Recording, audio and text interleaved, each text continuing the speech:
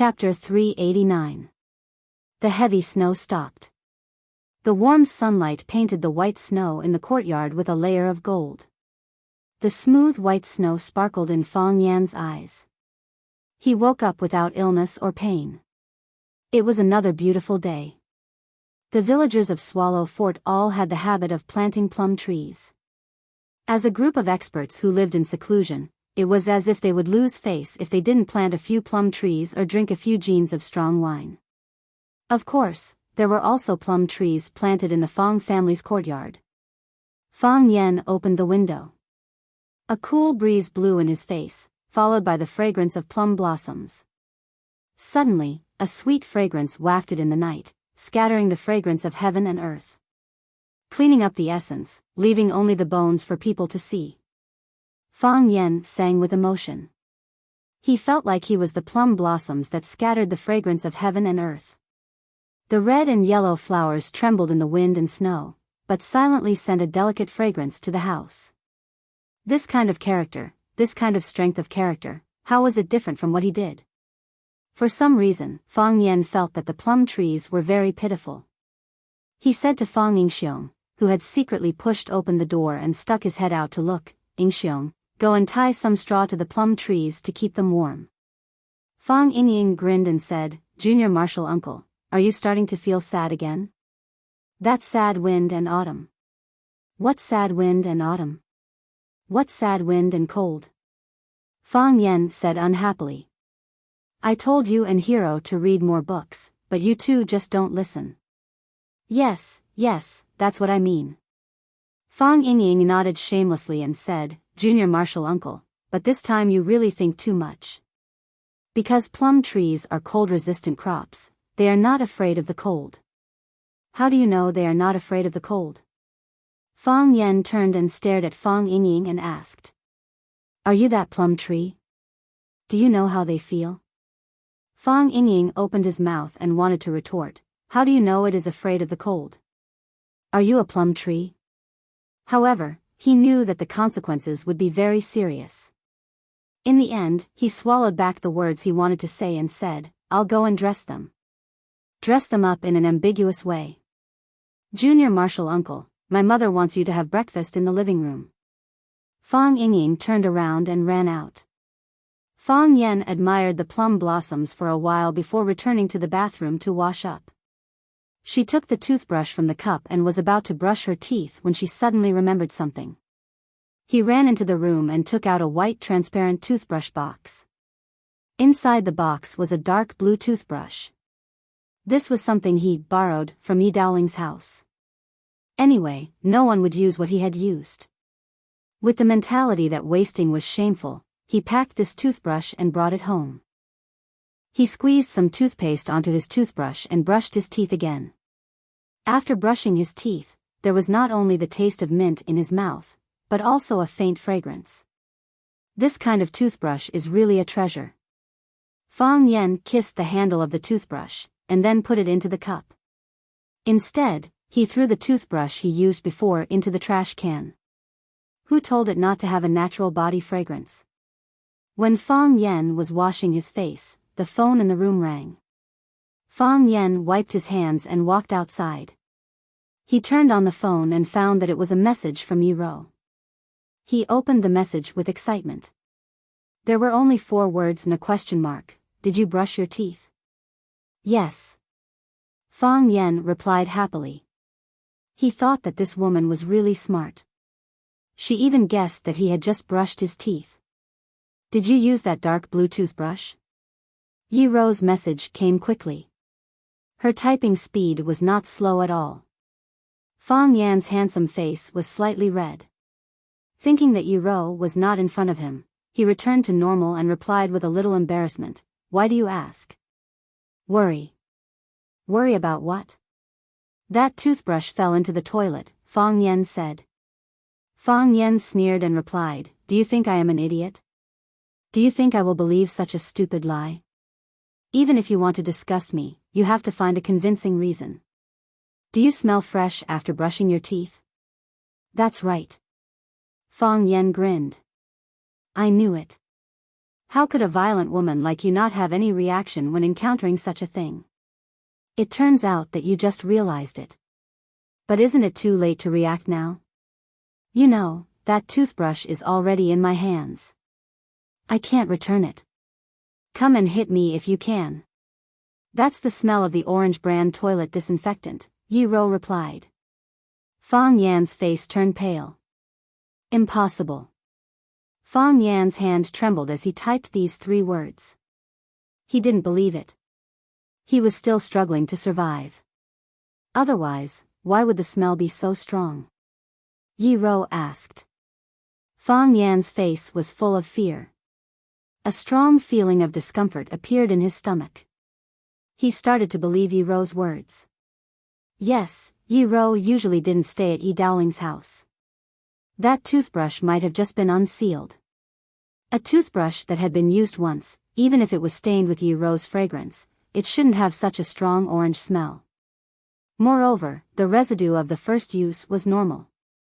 Wasn't it abnormal for the second use to have such a strong smell? Who would have such a strong smell on their body? Yi Ro sent another message. She was very patient.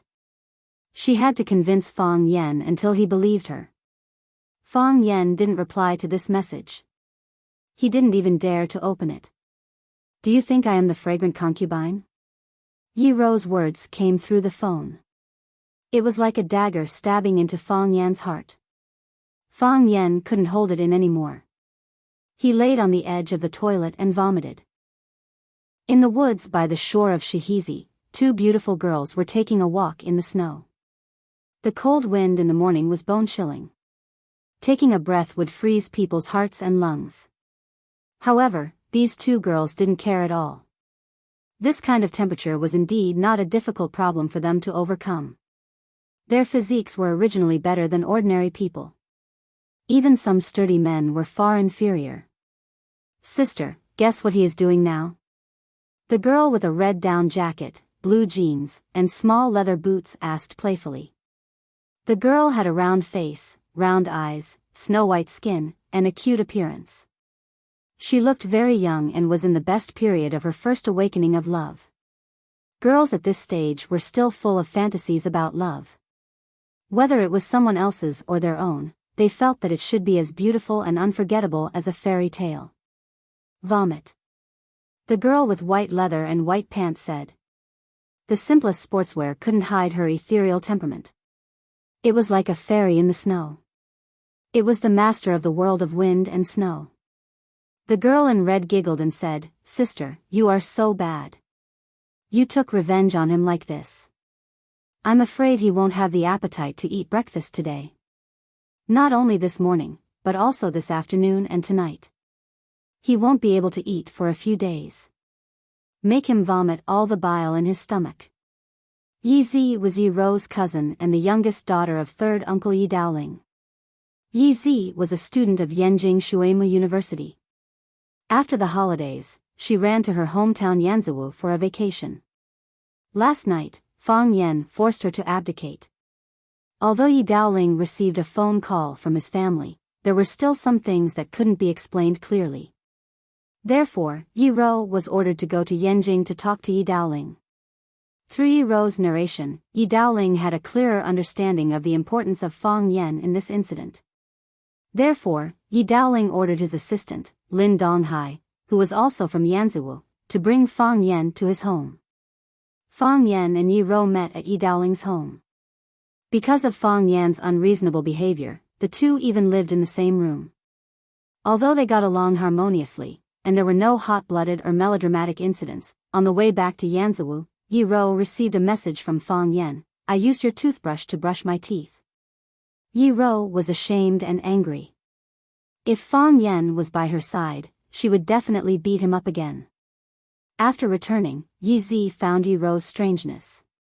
Under her questioning, Yi Ro finally told the truth to this younger sister who was a few years younger than her but could confide in her. Yi Zi suddenly had an idea. She said that she would never let her sister suffer. She must make Fang Yan, that bad guy, pay a painful price. Therefore, the 2 went out early and began to implement the revenge plan they had discussed. Yi Rou said expressionlessly, I just don't want him to continue using that toothbrush. She knew that if it weren't for this morning's incident, Fang Yan would have continued to use that toothbrush and that toothbrush. Moreover, that toothbrush was indeed the toothbrush she used. Yi Zi smiled and said, Sister, have you thought about it? Why does Fang Yan want to use your toothbrush? For revenge, Yi Rou said. For what? For hitting him. Ah. Is he that kind of person? A long time ago, when you were young. Yi Rou said with anger in her eyes, that year, after I defeated him in a martial arts competition, he bribed Yi Fengxing to sneak into my room and use my toothbrush to brush the toilet. Ah. How could he be so shameless? How could he do such a thing? Yi Zi said angrily. She clenched her small fists and asked, Sister, have you used that toothbrush? If you have, isn't it too disgusting? No. Yi Rou said. I knew it. Sister, you are so smart and won't be fooled. Yi Zi looked at Yi Rou with admiration and said proudly. It's not that I'm smart. Yi Rou blushed. I didn't expect that he would take revenge on me in such a way. It's so childish. Then why? Yi Zi looked puzzled. Because someone told me. Yi Rou said. Chapter 390. The informant must be Yi Fengxing, right? Humph, he still has some conscience. He is a member of our Yi family, but he always likes to help outsiders. Yezi was obviously very dissatisfied with Yi Fengxing's usual behavior and criticized him. Not Yi Fengxing, Yi Rou said. Yi Fengxing was also deceived by him that time. Then who told you? Yezi was full of curiosity. Although she was also from Swallow Dock, she was taken to Yanjing by her parents to study when she was a child. She would only come back during the winter and summer vacations or on some free Sundays. She didn't spend much time in Swallow Dock, but she knew that Fang Yan's friends were all loyal to him. This was especially true for their Hua Mei men's team member who made people laugh their heads off. I promised them I wouldn't tell anyone, Yi Rou said. Sister. Yezi took Yi Rou's arm and acted like a spoiled child. Can you tell me in secret? Tell me in secret. I won't tell anyone anyway. You know I've always been on your side. Even if I tell you, it will still be said. Yi Rou shook her head. Humph, you're not loyal, Yezi said discontentedly. She walked quickly alone for a while, and the trace of unhappiness in her heart disappeared. She came back with a smile and said, Sister, does Fang Yan like you? Yi Rou glanced at Yezi and didn't answer the question. He must like you, Yezi said. If he doesn't like you, why would he brush his teeth with your toothbrush? Think about it, how disgusting it is to use someone else's toothbrush. You will only feel sweet if you use the toothbrush of the person you like. Humph, I won't like him. Right? Yi Rou glanced at Yezi and said, I'll try my best. What do you mean? Yezi looked at Yi Rou in surprise. Sister, don't tell me you like Fang Yan. He is so annoying. Yi Rou was silent. Yezi sighed and said, I never thought that one day I would have to call Fang Yan brother-in-law. You're not allowed to tell him that I helped you take revenge today. If he finds out, he won't let me live a good life because of his narrow-mindedness. Yi Rou smiled and said, he already knows. Why? Because you replied to his message, Yi Rou said. If it were you, what would you do? Just beat him up when we meet, Yi Rou said lightly. When Fang Yan walked into the living room, his father, Fang Yixing, and his mother, Lu Wan, were already having breakfast at the dining table. Just like before, Grandpa ate alone in his own room. When Lu Wan was about to ask Fang Yan to eat, she saw that Fang Yan's face was pale, his pupils were dilated, and even his hair was a little messy today. She hurriedly asked, Fang Yan, what's wrong with you? Are you feeling unwell? I'm fine. Fang Yan waved his hand and sat down on the chair. Did you catch a cold? If you don't feel well, you can eat something before going back to sleep. Fang Yixing scooped a bowl of corn porridge and placed it in front of Fang Yan. He also picked up a meat bun from the plate and placed it in front of Fang Yan. There was a hole in the meat bun, and rich oil flowed out. Fang Yan glanced at it and felt his stomach churning. He lay on his stomach and retched a few times, but nothing came out. The contents of his stomach were all vomited out. Fang Yixing and Lu Wan were shocked. Lu Wan walked over and touched Fang Yan's back, saying, "Fang Yan, are you okay? If you don't want to eat, go to bed and lie down for a while." Fang Yixing grabbed Fang Yan's arm, felt his pulse and said, "His pulse is calm. He should be fine. Maybe he's too tired. He'll be fine after a rest. I'm fine. I just ate something I shouldn't have." Of course, Fang Yan knew he was fine. He pushed the meat bun away, picked up the bowl of corn porridge and gulped it down. Only then did he feel some heat and strength in his body. He pushed the chair away and stood up, saying, "You guys eat slowly. I'm going to talk to the heroes." Fang Yingying and Fang Haohan were making straw dolls in the yard. They wrapped the straw dolls around the tree trunks, so that the plum trees wouldn't be frozen to death by the rare snow and ice. Today's winter was indeed colder than in previous years. Seeing Fang Yan coming out, Fang Yingying said to take credit, "Junior Martial Uncle, have you eaten? Just wait for a while. We'll finish wrapping 2 more trees. That way, they won't be frozen. I thought about it seriously when I was dressing them just now. Everything is alive. Although I'm not a plum tree, I can understand their feelings. We human beings are afraid of heat and cold, and so are these living trees. What's the difference between them and us? Thank you for your advice. I think my Tai Chi is going to improve to a higher level." Fang Haohan looked up at Fang Yingying and said, "I've figured it out too. I think I'm going to make a breakthrough. Maybe I'll have the heart of Tai Chi after this breakthrough." Fang Yan was very satisfied with Fang Yingying and Fang Haohan's attitudes. He said, "The ancients said that humans are not plants. How can they be emotionless? In fact, the ancients are wrong. Don't plants have feelings? Don't they have souls? They could also be happy, they could also be sad, they could cry, they could also be hurt. They will experience the friendship between brothers, encounter the love between men and women, and bear the cold betrayal. By the way, what's Yi Gendel's phone number?" 136, Fang Yingying answered. After saying the 3 numbers, he realized that something was wrong. He looked at Fang Yan in horror. Fang Haohan looked at Fang Yingying as if he was looking at an idiot. He thought to himself, with such an IQ, how can we be called heroes? Fang Yan looked at Fang Yingying coldly and said, "Say it. Go on." Fang Yingxiong blinked his innocent little eyes and thought for a while.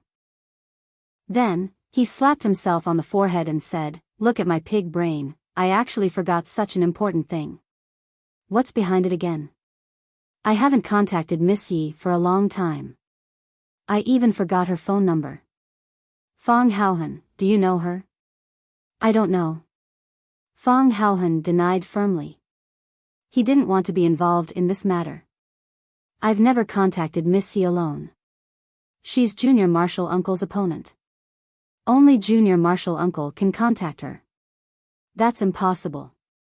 Fang Yingying didn't want to let Fang Haohan escape. "In times of danger, you don't want me to die. I peeked at your phone a few days ago. I saw Miss Ye's phone number on it." "Oh yes, you deliberately marked Miss Ye's name with pinyin. YWR. These 3 letters should represent Miss Yi, right? Why didn't you just write Miss Ye's name? Is there some secret that can't be seen?" "I'm hot," Fang Haohan said. YWR represents these 3 words. Junior Martial Uncle is smart and wise. He's a genius. Do you think he will believe your lousy excuse?" Fang Yingying said with a sneer. "Fang Yingying." Fang Yan shouted. Plop. Fang Yingying knelt down in front of Fang Yan. He hugged Fang Yan's leg and cried, "Junior Martial Uncle, Kick me to death. Kick me to death. I didn't want it. I didn't want to betray you. I've been regretting it ever since I did it. I couldn't eat well. I couldn't sleep well. I couldn't even wrap the plum tree's foreskin properly. I was sad and blamed myself. Junior Marshall uncle, kick me to death. If this can make you feel better, I'll die without regrets. You want me to kick you to death?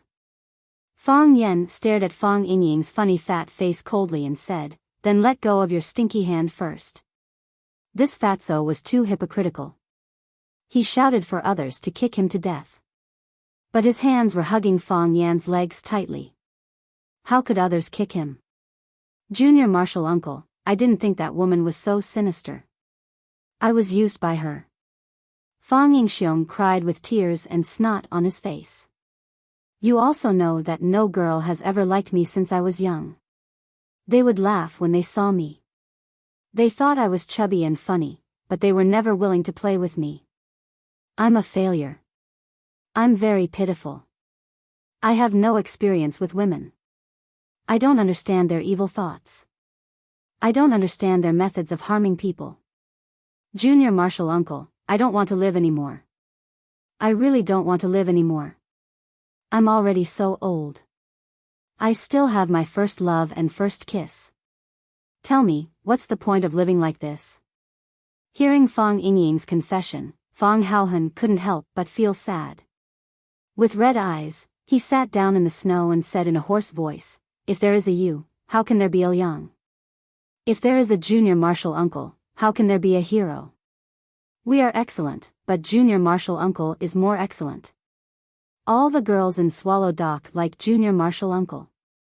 Our lives can only be so bitter. Even Fang Yen felt that he was being too cruel after they teamed up to do such a thing. I'm just a little more handsome. Is that wrong? Is that wrong? Okay. Fang Yen patted Fang Yingying's shoulder and said, you just need to be honest. Tell me, did you send a message to Yi-Ro this morning? I said you can't hit me? Of course. Fang Yen said. Really? When did I lie to you? You used to lie to me. I didn't lie to you this time. I really didn't lie to you, Fang Yen said awkwardly. I'm touched by you too. I feel sorry for you too. I received a message from Miss Yi when I was practicing my stance this morning. I thought she wanted to take me out for a walk. My heart was beating fast. I didn't know if I should accept or refuse. If I accepted, I felt sorry for you. If I refused, I was afraid that I would hurt Miss Ye's love. Forget it. You don't have to say it. I understand. Fang Yen felt it was too hard to talk to Fatso. Then he pressed down on Fang Yingying's head and punched him again and again. He had to admit that Yi-Ro's way of doing things was sometimes simple and useful. Chapter 391. The teacher came back with a dung basket. From afar, he saw a figure kneeling at the door of his hut. He narrowed his eyes and walked over slowly. He poured the pig dung in the basket into the cesspool in the backyard and put the basket in the corner outside the hut. Then, he took out a bunch of keys from his pocket and prepared to open the lock. Sir, I was wrong, Fang Yen straightened his body and said in a deep voice. The teacher was deaf and didn't hear Fang Yan's words. He opened the copper lock and pushed the door straight into the hut. He took off his sheepskin coat and hung it on the wall. Then, he used an aluminum basin from the kettle on the stove to wash his face and hands. His face and hands were steaming, and the chill on his body was also dispelled a lot. The teacher opened the old teapot on the square table that had a hole in it. He grabbed a handful of broken tea leaves and threw them into the teapot. Then, he took the antique bottle with the words, "Serving the people," printed on it and poured water into the teapot. There were no complicated steps to make tea. It was simple and crude. When he felt that the tea leaves tasted good, he poured himself a bowl of tea with a big bowl and blew it gently to drink. Sir, I'm here to apologize to you. Fang Yen, who was kneeling at the door, shouted again. The teacher was expressionless and still pretended not to hear him. He stood at the threshold of the hut and drank his big bowl of tea with relish. "Sir, I'll take it that you forgive me if you don't speak," Fang Yen shouted loudly. The teacher still didn't speak. The teacher didn't speak, so Fang Yen didn't get up. He knew that sometimes he could be lively, but there were some things that he had to be serious. For example, now. The teacher didn't speak, and Fang Yen didn't speak either. One was standing inside the threshold, and the other was kneeling outside. The teacher lived in the back of the village, which faced the back of the mountain. The wild wind was whistling, and the snow was buried for thousands of miles. The whole world was a vast expanse of whiteness. Fang Yen became a small dot in this white world. The teacher stood and drank tea, while Fang Yen knelt. The teacher sat and listened to music, while Fang Yen knelt. Teacher was lying down and sleeping, while Fang Yen was kneeling. When the teacher woke up, he washed the rice and washed the pot to cook. He cut the salted fish into 2 pieces and hung one piece on the wall while the other was thrown into the rice pot. He went to the backyard and pulled a bunch of vegetables and a few shallots. He washed them in ice water and boiled them. Fang Yen was still kneeling.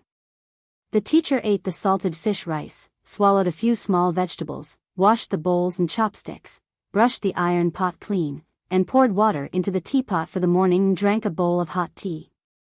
Fang Yen was still kneeling. The warm sunshine in the morning disappeared without a trace at noon. The snowflakes that had stopped drifting once again. The snowflakes were soft, but the chill was hurtful. Fang Yen knelt in the wind and snow. His hair was messed up by the cold wind and his body was covered in snow. Even his eyebrows were frozen. Fang Yen became a snowman. Just like the snowmen they used to make when they were young, they put on a hat and a scarf to make it look like a real person.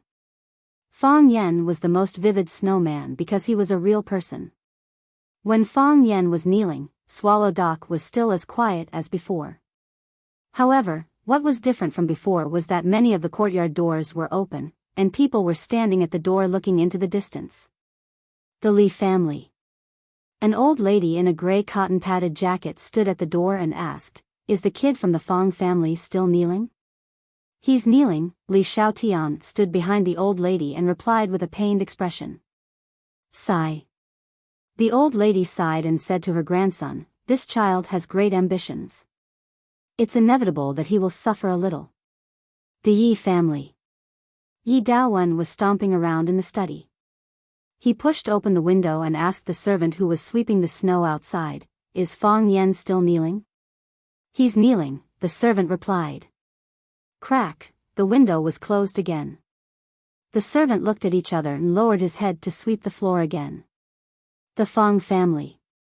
Old Master Fang Hui didn't ask for plum wine today, nor did he ask Fang Yingying and Fang Haohan to play chess with him. He asked someone to push him to the window. He didn't use a mattress to keep warm, nor did he wear the leather hat he used to keep warm. His big bald head was even brighter than the white snow outside. He looked out the window and at the plum trees wrapped in straw in the courtyard. Suddenly, he lost his temper and scolded, "Who wrapped it? Who wrapped it? How can there be such an exotic fragrance without experiencing the wind and snow? Tear it down.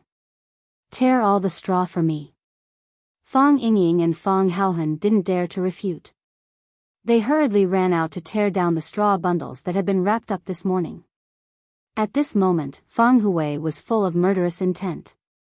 He didn't look like a paralyzed person, but more like a fierce general who had just come down from the battlefield. Yi Ro pushed open the courtyard door. The old drunkard didn't even look at her and said, "I'm drunk. You can do whatever you want." Then he lay down in the corner of the corridor and slept soundly. Loud snoring could be heard. Yi Ro patted the jar with her palm. The sealed mortar at the mouth of the jar flew out and disappeared. With a kick of her toes, the big jar in front of her flew into the air. The wine jar tilted slightly. As it fell, a stream of spring water poured down. Yi Ro opened her mouth and took a deep breath. Her posture was cool and arrogant. There were also many courtyard doors open, watching from afar. Today, in Swallow Dock, everyone's eyes were focused on the young man kneeling in the wind and snow. Fong Yen was already a legend of Swallow Dock. The teacher drank 3 bowls of hot tea in a row. It wasn't until the teapot was empty and the color of the tea became darker and the taste more bitter that the teacher put down the teacup. He shouted to the outside, "Stop acting. Come in." Crack, Fong Yen got up from the snow. Because he hadn't moved for a long time, a thin layer of ice formed on his knees and calves in the snow. With a slight movement, the layer of ice broke with a crisp sound. Crack, crack, crack. This was the sound of all the bones in his body cracking. The stagnant qi and blood and the stiff bones all relaxed and regained their vitality. Fong Yen had the heart of Tai Chi to protect his body, so he could keep the bitter cold from invading him. The ice and snow, his body, and the heart of Tai Chi became a harmonious whole. The heart of Tai Chi became a bridge of communication between Fong Yen and the ice and snow. It transformed the ice and snow into a kind of energy and transmitted it to Fong Yen, so that Fong Yen could touch it gently and comfortably, instead of directly experiencing the attack of the bitter cold. Of course, if he had inner strength, he could also transform it into heat to resist the bitter cold and burn the ice and snow. However, the heart of Tai Chi was natural, and using inner strength to resist the cold consumed more mental and physical strength. It was difficult to maintain. This was also the reason why the heart of Tai Chi was more valuable than the other internal mental cultivation methods or strength techniques.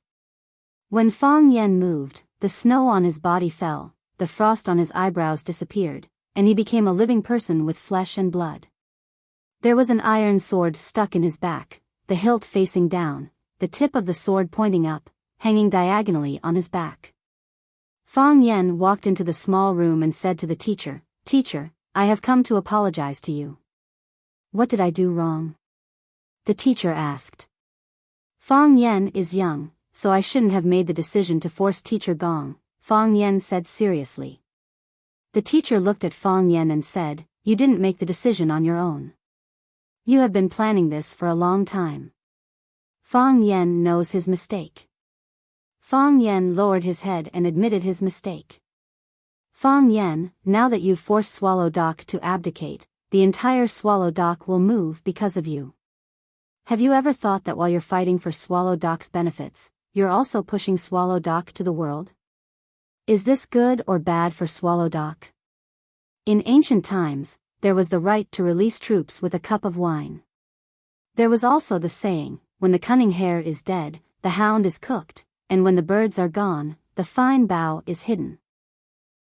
When the country is in trouble, we use our swords to solve the problem. When the country is peaceful, we bury our swords and plow the fields. We are all martial artists, wholeheartedly practicing martial arts and seeking the way, living a peaceful life. Peaceful and beautiful, reproducing for 1,000 years. Isn't that good? 30 years of fame and glory, dust and soil, a beautiful dream of a golden bridge, all for nothing. What are we fighting for? What are we fighting for? "Teacher, I know my mistake." Fong Yen lowered his head even more. "You are not wrong." The teacher shook his head. Young people, with lofty words and lofty aspirations, who doesn't want to kill the enemy on the battlefield? Who doesn't want to be famous everywhere? Who doesn't want to carve a stone to record their achievements and write their name on the stone tablet at the entrance of Swallow Dock? My duty is to protect the continuation of the bloodline of Swallow Dock, to ensure that the loyalty of Swallow Dock will not change, and that the martial arts will not decline. So I hope to keep a low profile and remain silent. Just like I have been for hundreds of years, willing to be forgotten by the world. You have chosen another path, one that is aggressive and cruel. There is no right or wrong, but have you thought clearly, which path is more suitable for Swallow Dock? Fong Yen raised his head to look at the teacher and said in a clear voice, "I swear on my life that the loyalty of Swallow Dock will not change, and that the martial arts will not decline. We train hard in martial arts, ponder day and night, just to strengthen our bodies and promote justice. We swear to protect our country with our lives, shed our blood, and those who offend us, Xia, will be punished no matter how far away they are. Teacher, the world is changing, and so are we.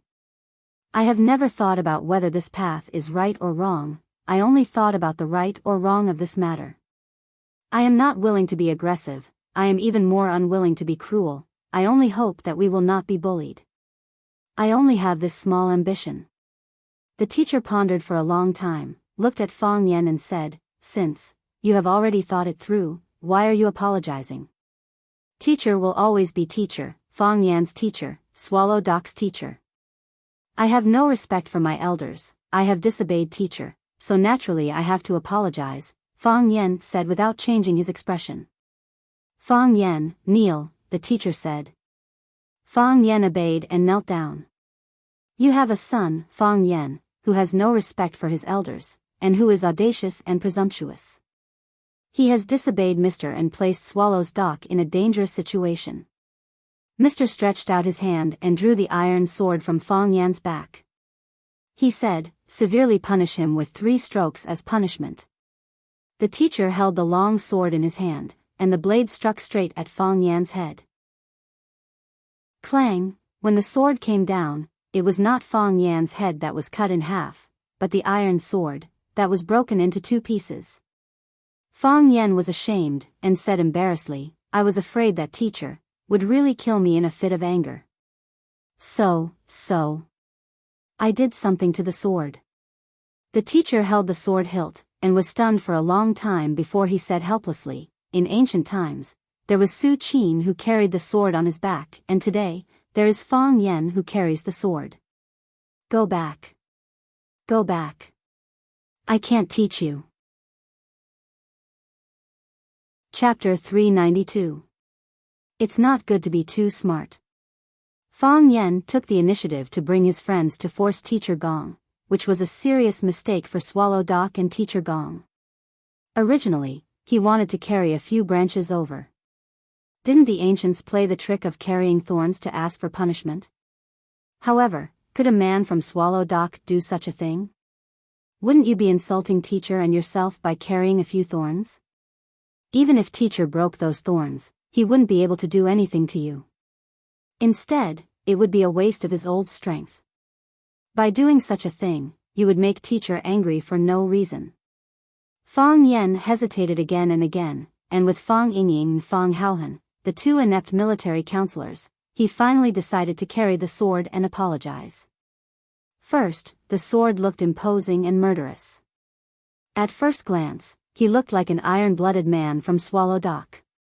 Teacher Gong was happy at first glance, and it was easy for those young girls and pretty wives to size him up when he walked on the road, which could add points to his appearance. Second, the weight of the sword was heavier than the thorns, which showed Fang Yan's determination to sincerely admit his mistake.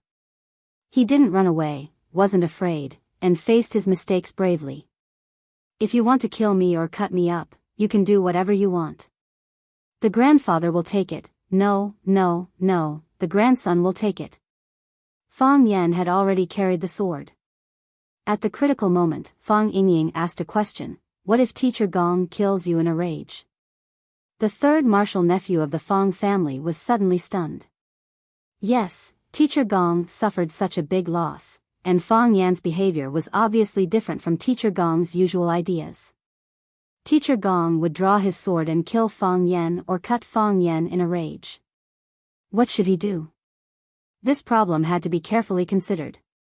In the end, under Fang Yingying's initiative, proposal and Fang Haohan's strong request, Fang Yan had to reluctantly accept this dishonorable decision and use the sword prop they usually used in the game. There was a mechanism in that sword, and it would break into 2 pieces with a little force. In the past, when Fang Yan and the others were playing with their friends, they often used this kind of prop sword to attack each other in order to express their high kung fu and the depth of their inner force. As the 2 of them were competing with their internal energy, the sword in the friend's hand suddenly broke into 2 pieces. One piece fell to the ground, while the other pierced the opponent's abdomen. Before the victim died, he said in horror, "You've actually learned sword-breaking technique?" Fang Yan's face was burning as if he had been slapped in the face dozens of times. The current situation was not very good to look at. Fang Yen quickly got up from the ground and explained, "Mister, please don't be angry. I was just joking with you. You've been living in this deserted village for a long time, and there's not much entertainment. You must be bored. I'm just here to relieve Sir's boredom. Make Mr. laugh." The old skin on Mister's face twitched. His gray eyes stared at Fang Yen with an expression that said, "Did you see me smile?" Fang Yen looked around the room and pulled out a dusty iron sword from the corner of the wall. He said, "Come, I'll find a new sword. If you want to kill me or cut me up, you can do whatever you want. As long as you are my mister for a day, you will always be my mister. To be able to die under Mister's sword, I have no regrets. Forget it, forget it." Mister waved his hand and looked seriously at Fang Yen. He said, "Fang Yen, I understand your intentions. I have my own way of thinking, but you've ultimately chosen the path you want to walk. As I said earlier, there's no right or wrong. There's only suitability. Whether it's suitable or not, we can only find out as we go on.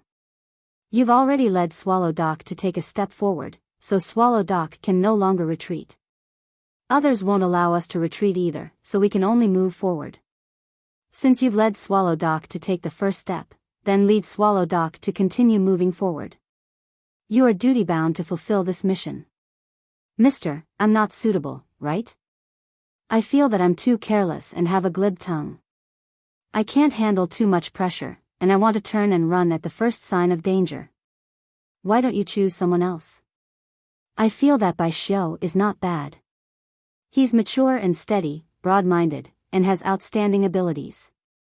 Most importantly, the men and women of Swallow Dock, old and weak, all admire him and give him a thumbs up whenever he's mentioned. Bai Xiao is much more suitable than me." Mister stared at Fang Yen with a sharp gaze and said, "Fang Yen, put away your cunning thoughts. Do you think I'll think you're useless just because you've provoked me with a lousy sword? Your personality is exactly the same as your grandfather, Fang Hui, in the past. Temper, no courage. Ability, less responsibility. Your grandfather has been wronged all his life, and the second half of his life has been sullen. Can't you, as his grandson, fight for him?"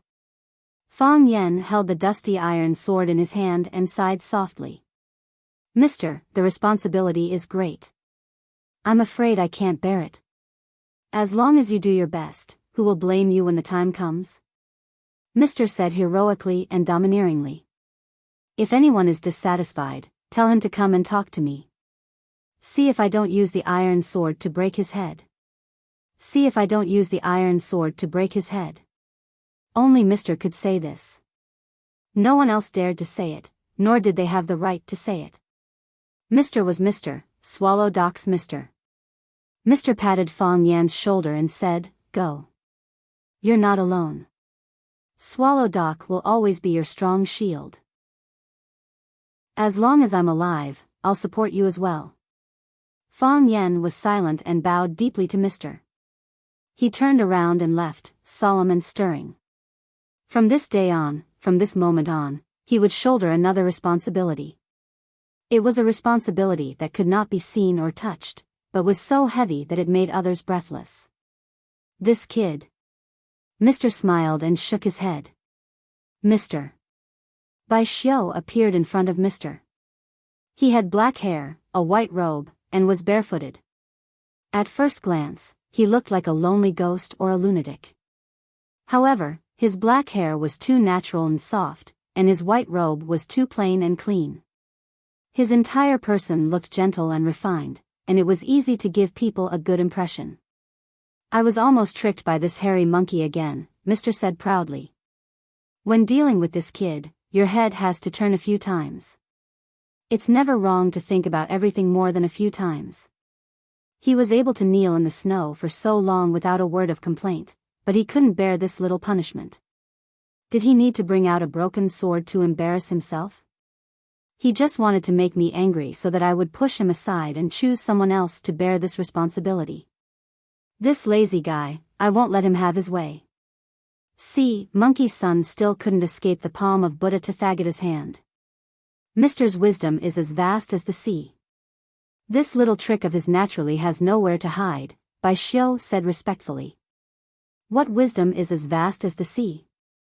Mister waved his hand and said with a humble expression. The longer one lived, the more reverence one had for things like life. I've only lived a few more years than you guys, seen a little more, and heard a little more, that's all. Mister, Fang Yen took your Qingyun sword, Bai Xiu said. Mister was stunned and asked, when? When he bowed to you with a face full of affection, Bai Xiu said. Mister, do you want to get it back? Bai Xiu asked. Forget it, Mister said with a wave of his hand. Good wind, send me to Qingyun. This Qingyun sword has accompanied me for decades and has never been unsheathed. I'll give it to him and send him straight to Qingyun. Bai Xiu smiled and said, Mister, you really like Fang Yen. He took advantage of you and made you speechless. How can I not like such a kid? Smart people do have an advantage in this world.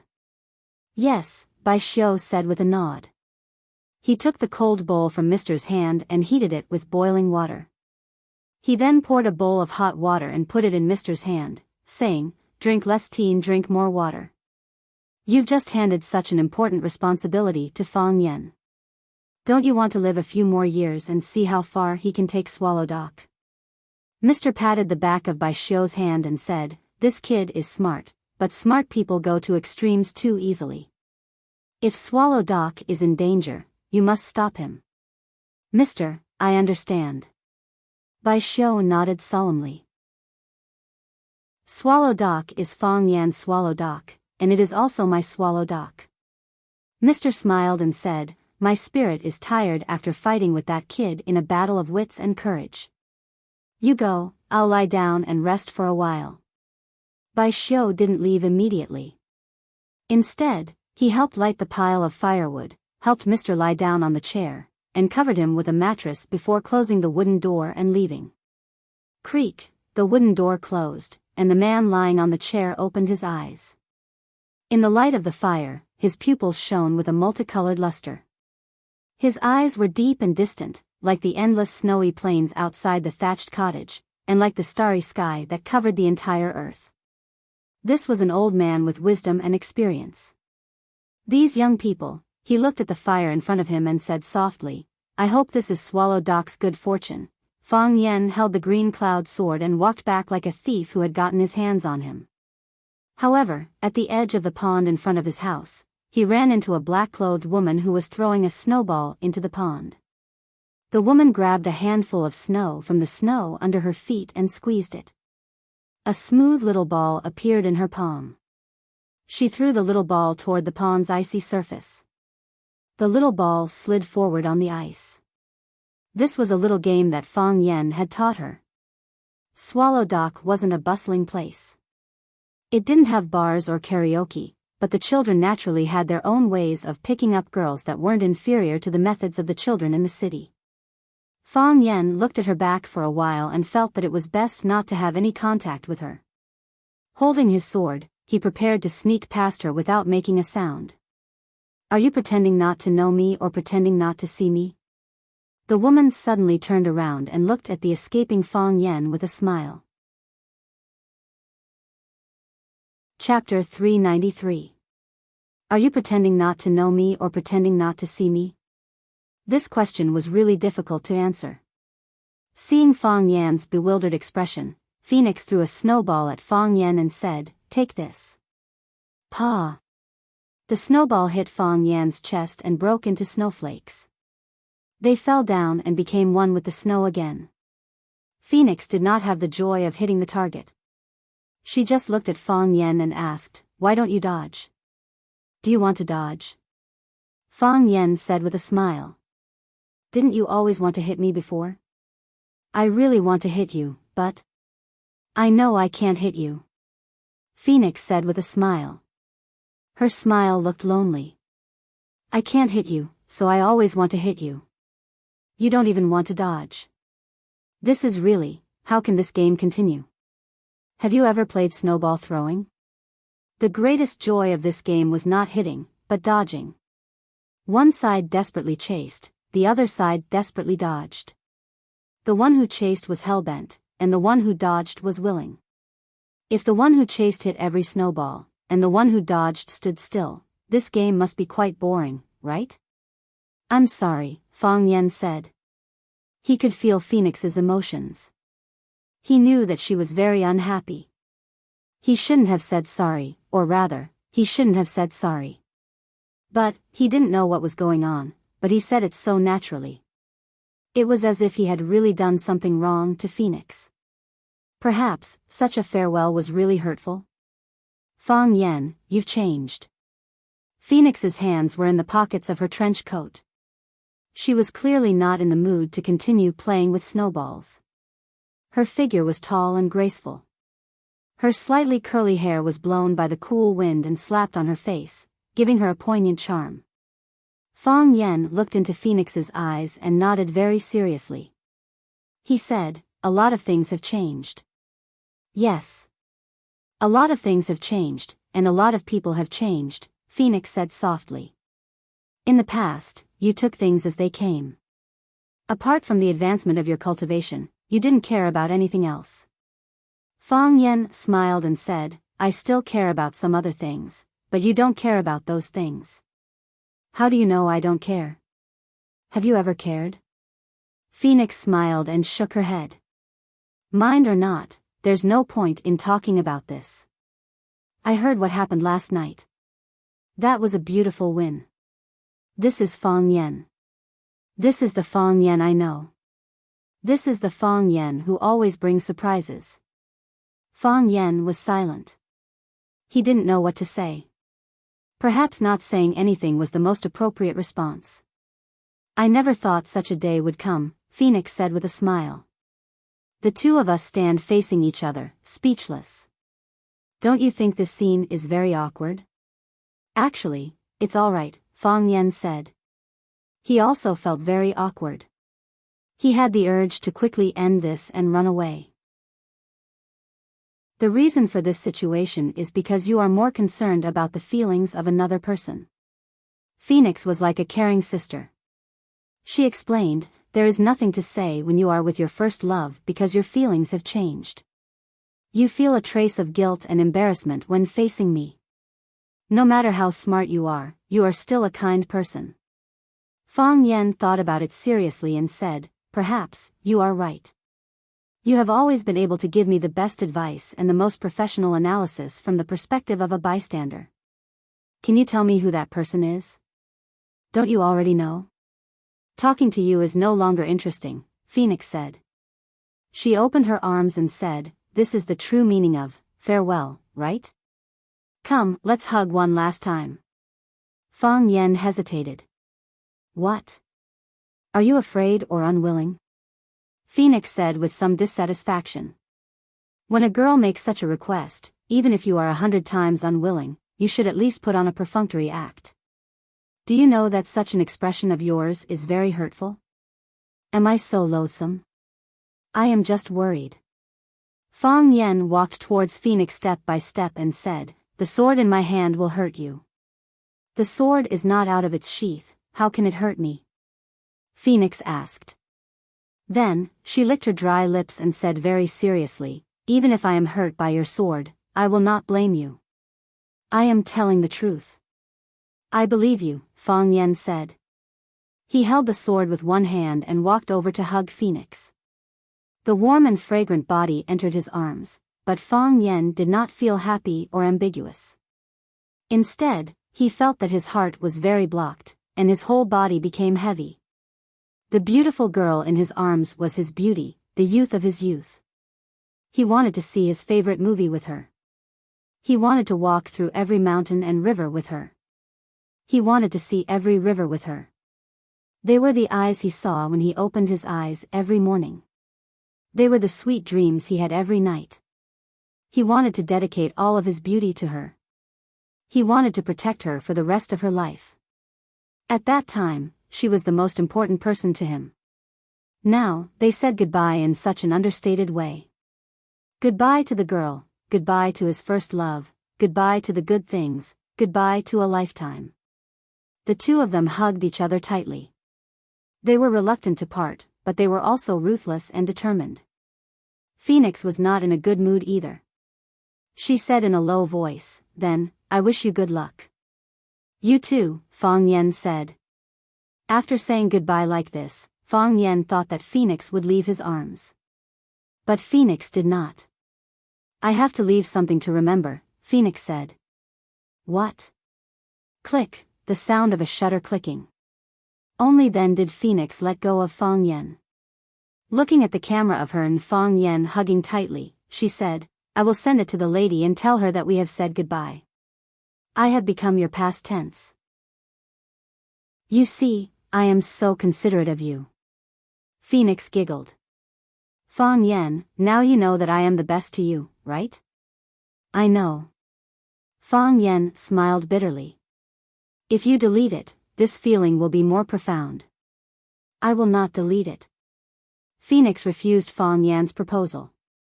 She waved to Fang Yen and said, "Goodbye, Fang Yen." "Goodbye," Fang Yen said. "Happy New Year." "Unhappy New Year." Phoenix smiled. "The new year will not be happy." Phoenix waved her hand at Fang Yen.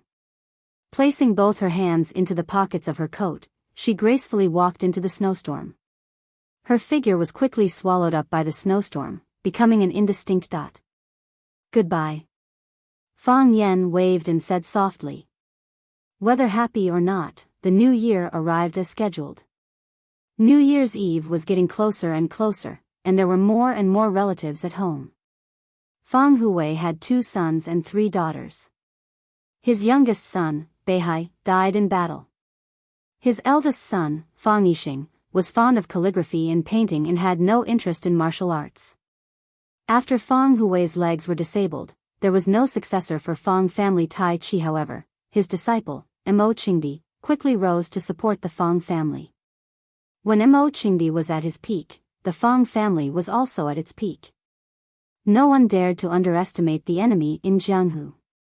However, Mo Qingdi fell like a comet, and the Fang family was once again in decline. Those few years were a nightmare for Fang Huwei, the old man of the Fang family. The grumpy old man suffered one blow after another, but he still maintained a positive and optimistic attitude. Because he still had hope. His grandson, Fang Yen, was his hope. He placed all his enthusiasm and expectations on Fang Yen. He personally taught Fang Yen martial arts and supervised his stance training. At a young age, Fang Yen was under unimaginable pressure. Fang Yan's erratic personality was born during that period. The pressure was too great, and he had no way to vent. He did not dare to vent, so he could only use these unreasonable little methods to express his dissatisfaction. Dissatisfaction with his family, dissatisfaction with his surroundings, dissatisfaction with the unfairness of fate. That was all. This was the biggest protest a young man could express. Fang Yen had 3 aunts. The eldest and second aunts were married in Swallow Dock. The eldest aunts, Fang Yi, married his grandfather's disciple, Fang Hao, so their daughter, Fang Menjiang, also had the surname Fang. The second aunt, Fang Yiling, married into the Zhao family of Swallow Dock. When the old man of the Zhao family was young, he had fought with his grandfather, Fang Huwei, several times, and lost every battle. The relationship between the two families was not harmonious until now. The youngest aunts had a wild personality. When she was studying at Pearl Institute of Foreign Languages, she fell in love with a classmate. After graduation, she stayed in Pearl Institute. The Fang family was very open-minded. The elders never interfered with their children's marriage. Of course, Fang Yen was an exception. According to the past practice, every year on New Year's Eve, the eldest and second aunts would bring their family to the old house to have New Year's Eve dinner with the old man. The youngest aunts used to spend the spring festival with her husband's family in Pearl Institute. This year, she brought her family back. The New Year's Eve was also a reunion night. Who didn't want to sit together with their family? Hearing that his youngest daughter was coming back, the old man Feng Hui was naturally happy from ear to ear. Ever since she was a child, he liked his youngest daughter the most. The youngest aunts called home in advance and said that they would be back for dinner on the 28th. Lu Wan told them that a sumptuous dinner was prepared early at home. But when it was 8:00 in the evening, the youngest aunts and their families still did not come back.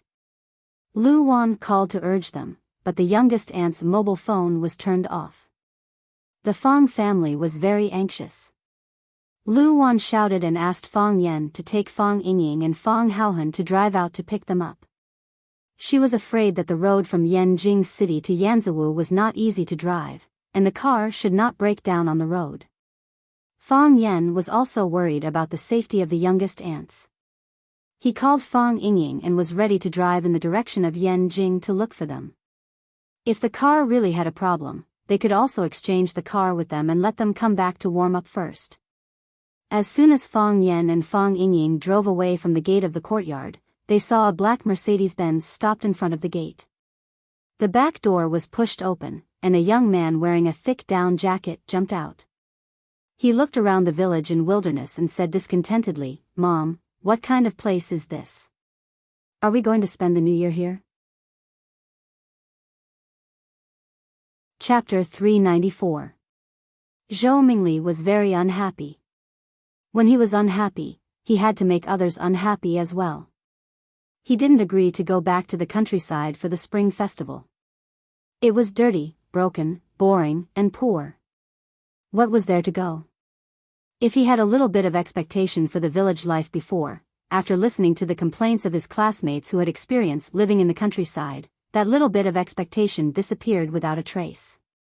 It turned into deep contempt and disgust. Did you know? They washed their clothes and vegetables in a small ditch at the door. They washed the vegetables downstream, and there are children peeing in the water above. I don't even dare to touch the vegetables on the plate when I eat. Whenever I see the vegetables, I think of those children peeing in the water. Their toilets are all outside the courtyard. There are no doors. When you are enjoying yourself, suddenly someone barges in. Once, I was so scared that I almost fell into the Kong bed. Yes, you didn't hear wrong. Their toilets are big Kong beds. The feces inside are piled up together to ferment. There are also maggots that crawl on your shoes. What's wrong with that? The meat they eat may have maggots. They are reluctant to throw away the meat with maggots. They wash the maggots off and then continue to eat. It's so disgusting. Zhou Mingli didn't want to eat vegetables that were washed with the river water that the children peed on. He didn't want to use the toilet where maggots might crawl on his shoes. He felt disgusted when he thought of the meat with maggots on it. He didn't want to come, and neither did his father. However, his mother, Feng Yijing, insisted that she must go back to her hometown for the spring festival this year. She hadn't spent the spring festival in her hometown for many years. His father couldn't hold on any longer and agreed to his mother's request. It was hard for him to survive alone, so he had to come back. He felt that since his mother's hometown was next to Yanjing City, how poor could it be? However, the bumpy road, the car skidded a few times and almost fell into the ditch.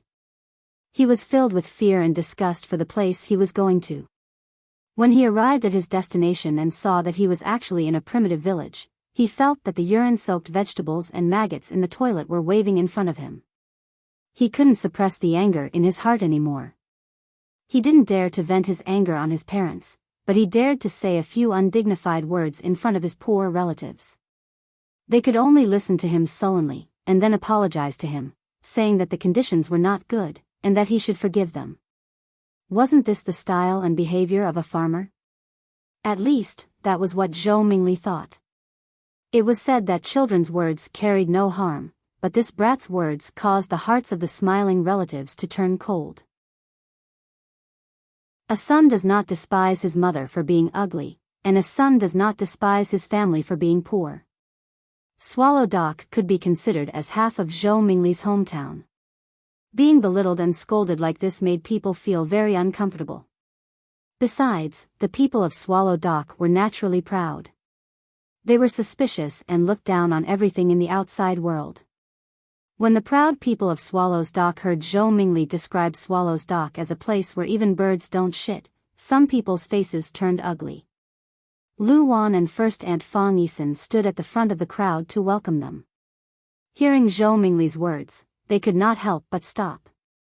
When the two of them stopped, the others naturally stopped as well. When the atmosphere was awkward, Fang Yijing walked out from the other side of the car and shouted, "Zhou Mingli, what are you talking about? This was Swallow Dock. Mother's home. I was born and raised here. I think it's pretty good. What are you dissatisfied with?" Zhou Mingli twitched his mouth.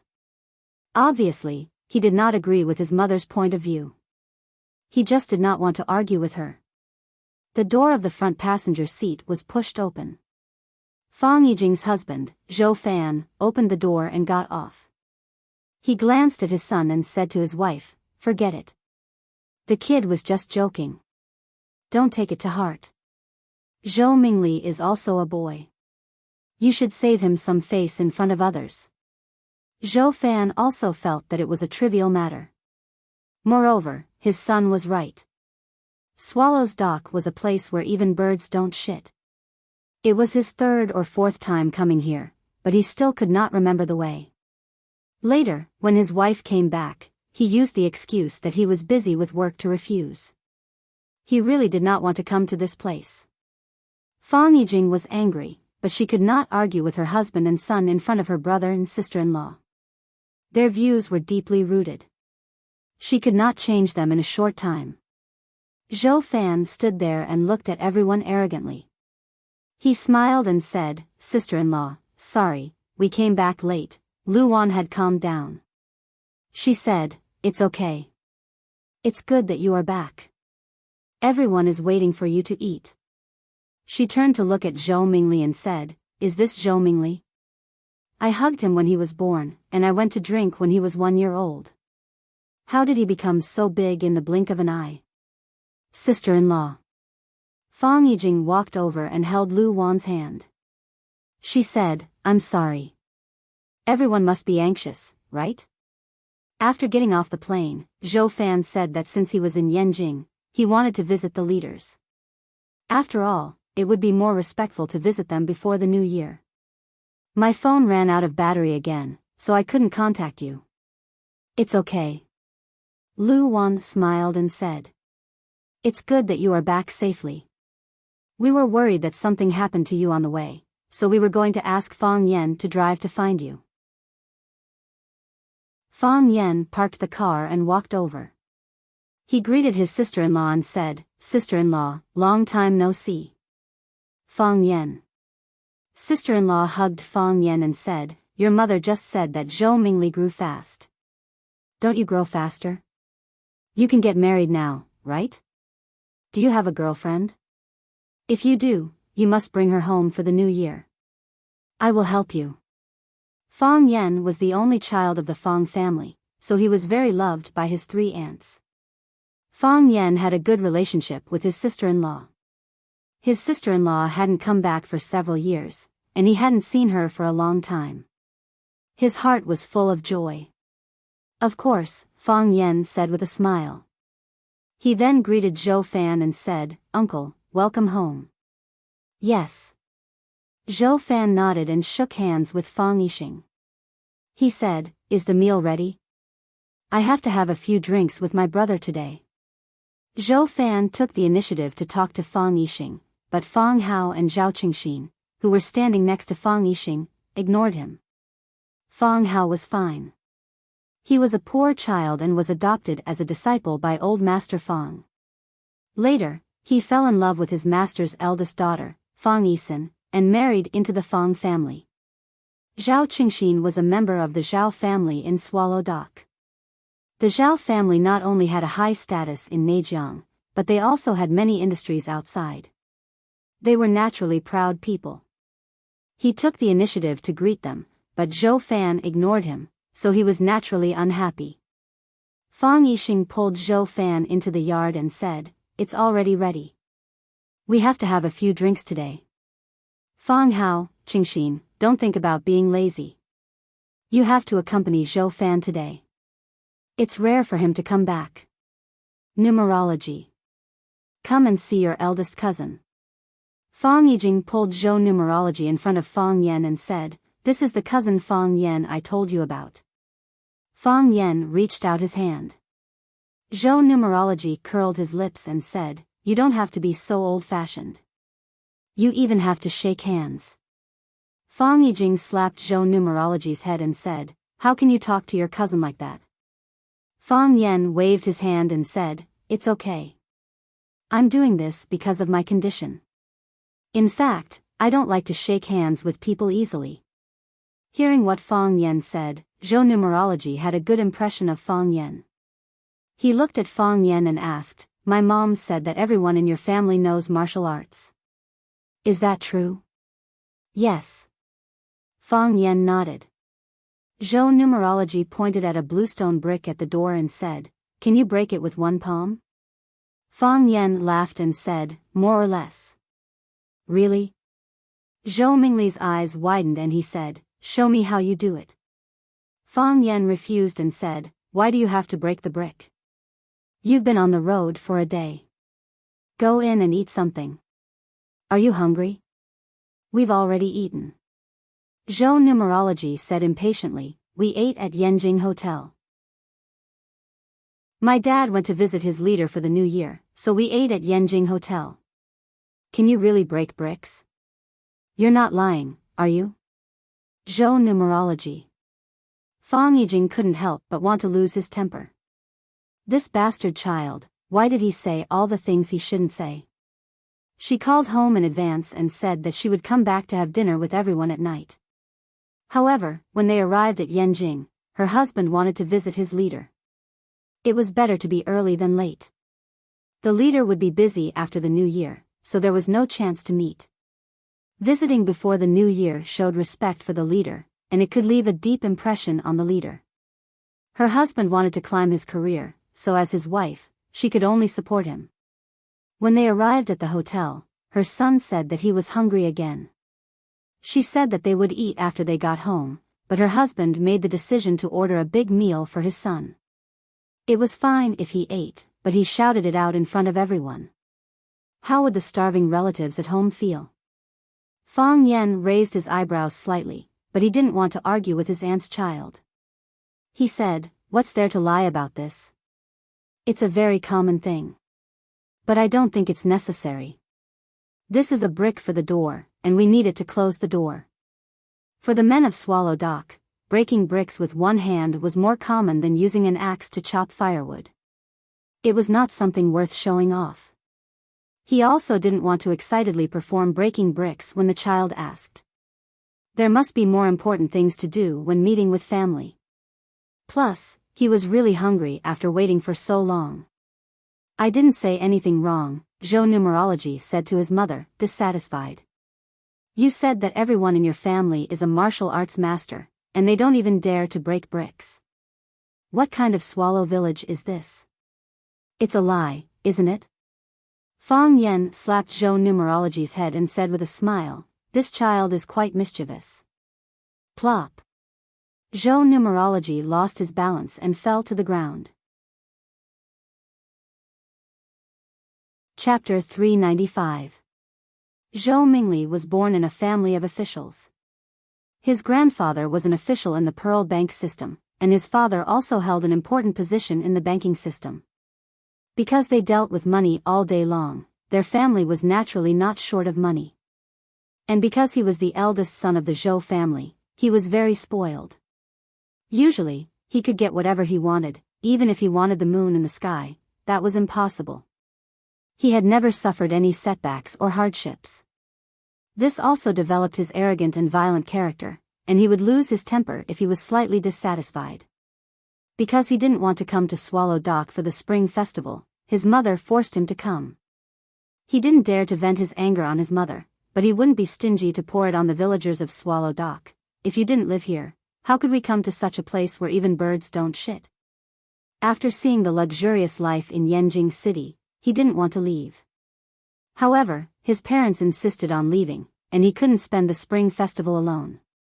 The road was blocked by snow, and the wind was howling. The driver assigned by his father's leader almost drove the car into the ditch without any guardrail signs on both sides of the road several times. The driver gossiped a few times, which made the Zhou family feel quite disgraced. Having such poor relatives was indeed not something to be proud of. At least Zhou Fan could hide this unhappiness in his heart, but Zhou Mingli didn't care and showed it on his face.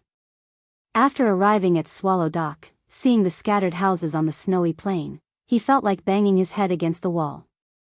This place in the middle of nowhere, except for the village, was surrounded by wilderness and lonely mountains. This was the destination where they had to stay for a few days and spend their precious winter vacation time.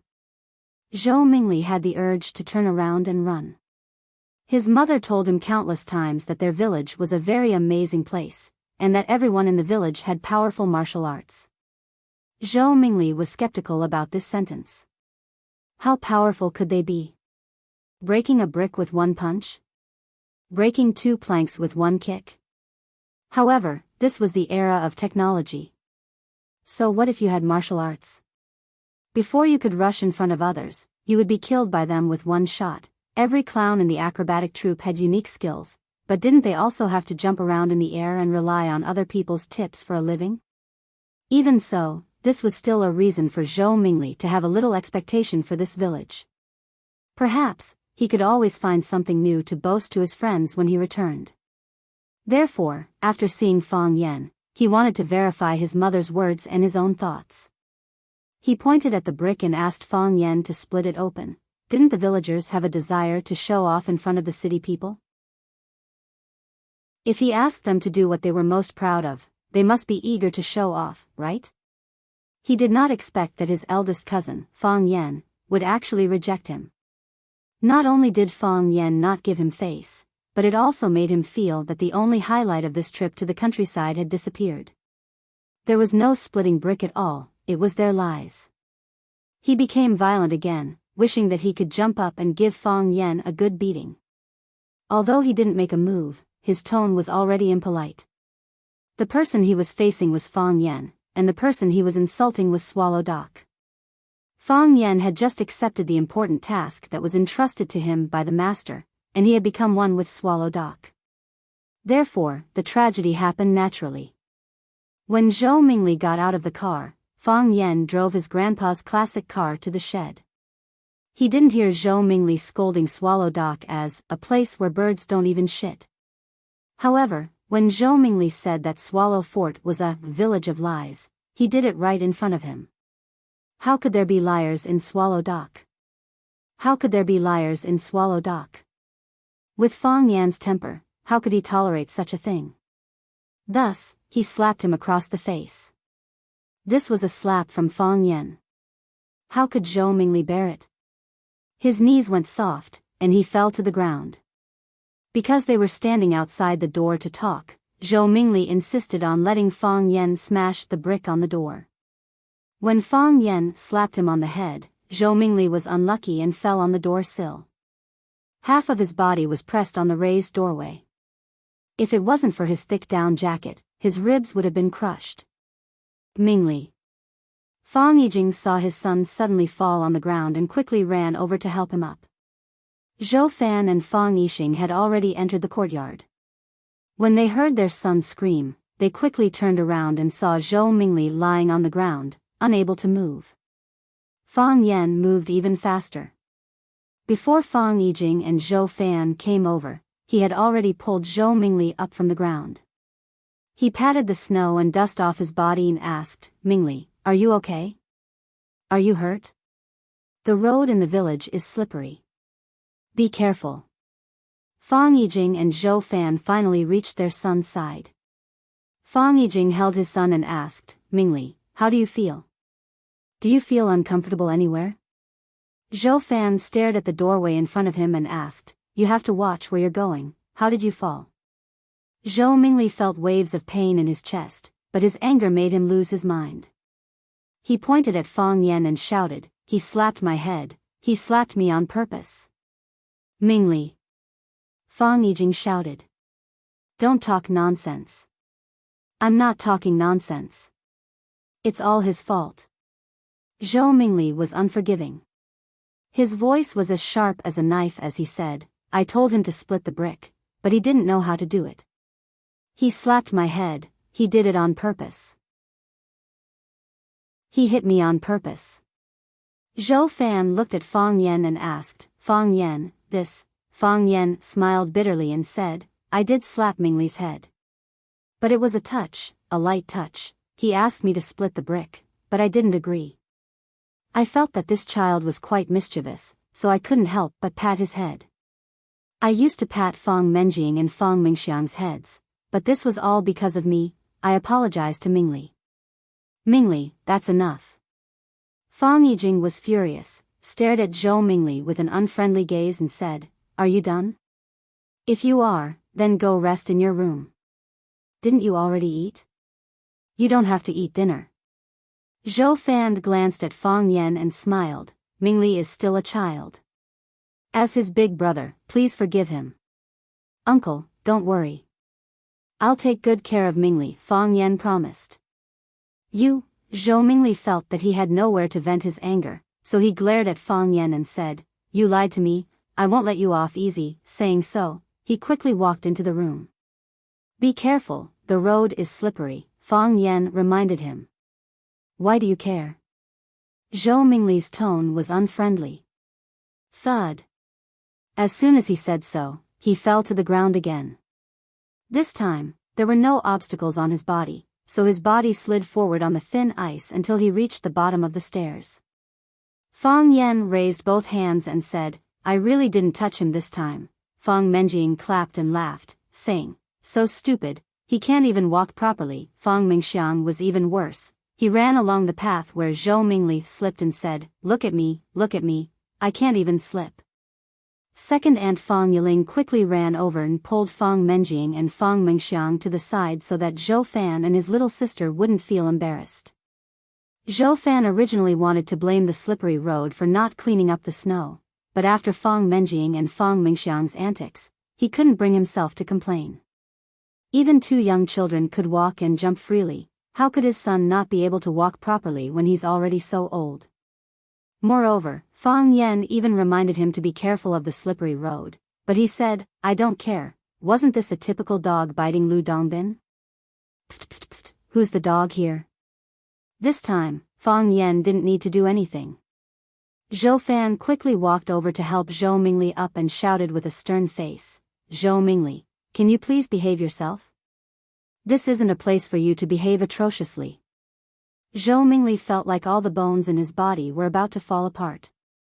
Although he said he didn't need Fang Yan's help, he was indeed worried about the road under his feet. However, for some reason, his knees softened, no, his entire body suddenly lost its strength, and he fell to the ground for no reason. He was a bit scared.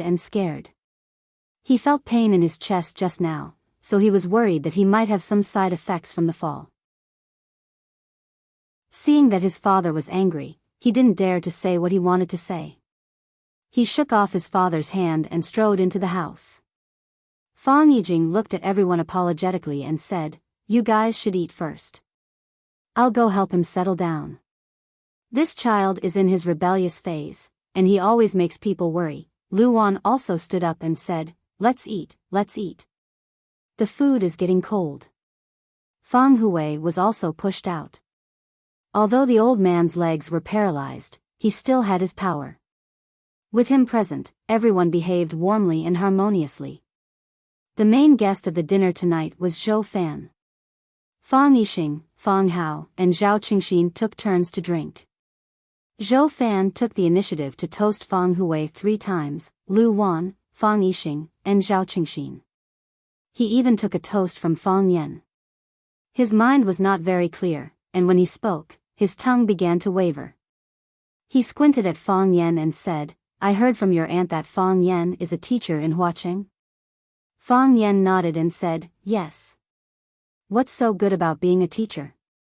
Zhou Fan waved his hand and said, The salary is low, the work is heavy, and you have to deal with a group of children every day. When you go to work, you have to eat chalk dust. That's not a good thing, it can damage your lungs. It'll be too late to regret it. Listen to Uncle, quit your job after the spring festival.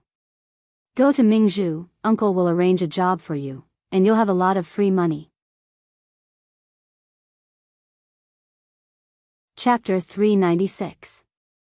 Fang Yixing was still drinking, Zhao Qingxin was still smiling, Fang Hao was still chewing on the bone in his mouth, and Fang Yixin and Fang Yiling were still chatting casually. Fang Yixing was still drinking, Zhao Qingxin was still smiling, Fang Hao was still chewing on the bone in his mouth, and Fang Yixin and Fang Yiling were still gossiping, but the voices at the table suddenly stopped, and there was a moment of silence. Fang Yixing frowned slightly, and Fang Hui's dark face looked even worse. Fang Hui had very little contact with this son-in-law, but he could feel the pride in his third son-in-law's bones even from thousands of miles away. He was a very traditional man, but he was quite open-minded when it came to his children's love affairs. As long as you like it, I'll like it with you. When his daughter brought Zhou Fan to visit for the first time, he behaved well. The young man had delicate features, was gentle and smart. Although he always talked with an air of arrogance, wasn't that what a young man should do?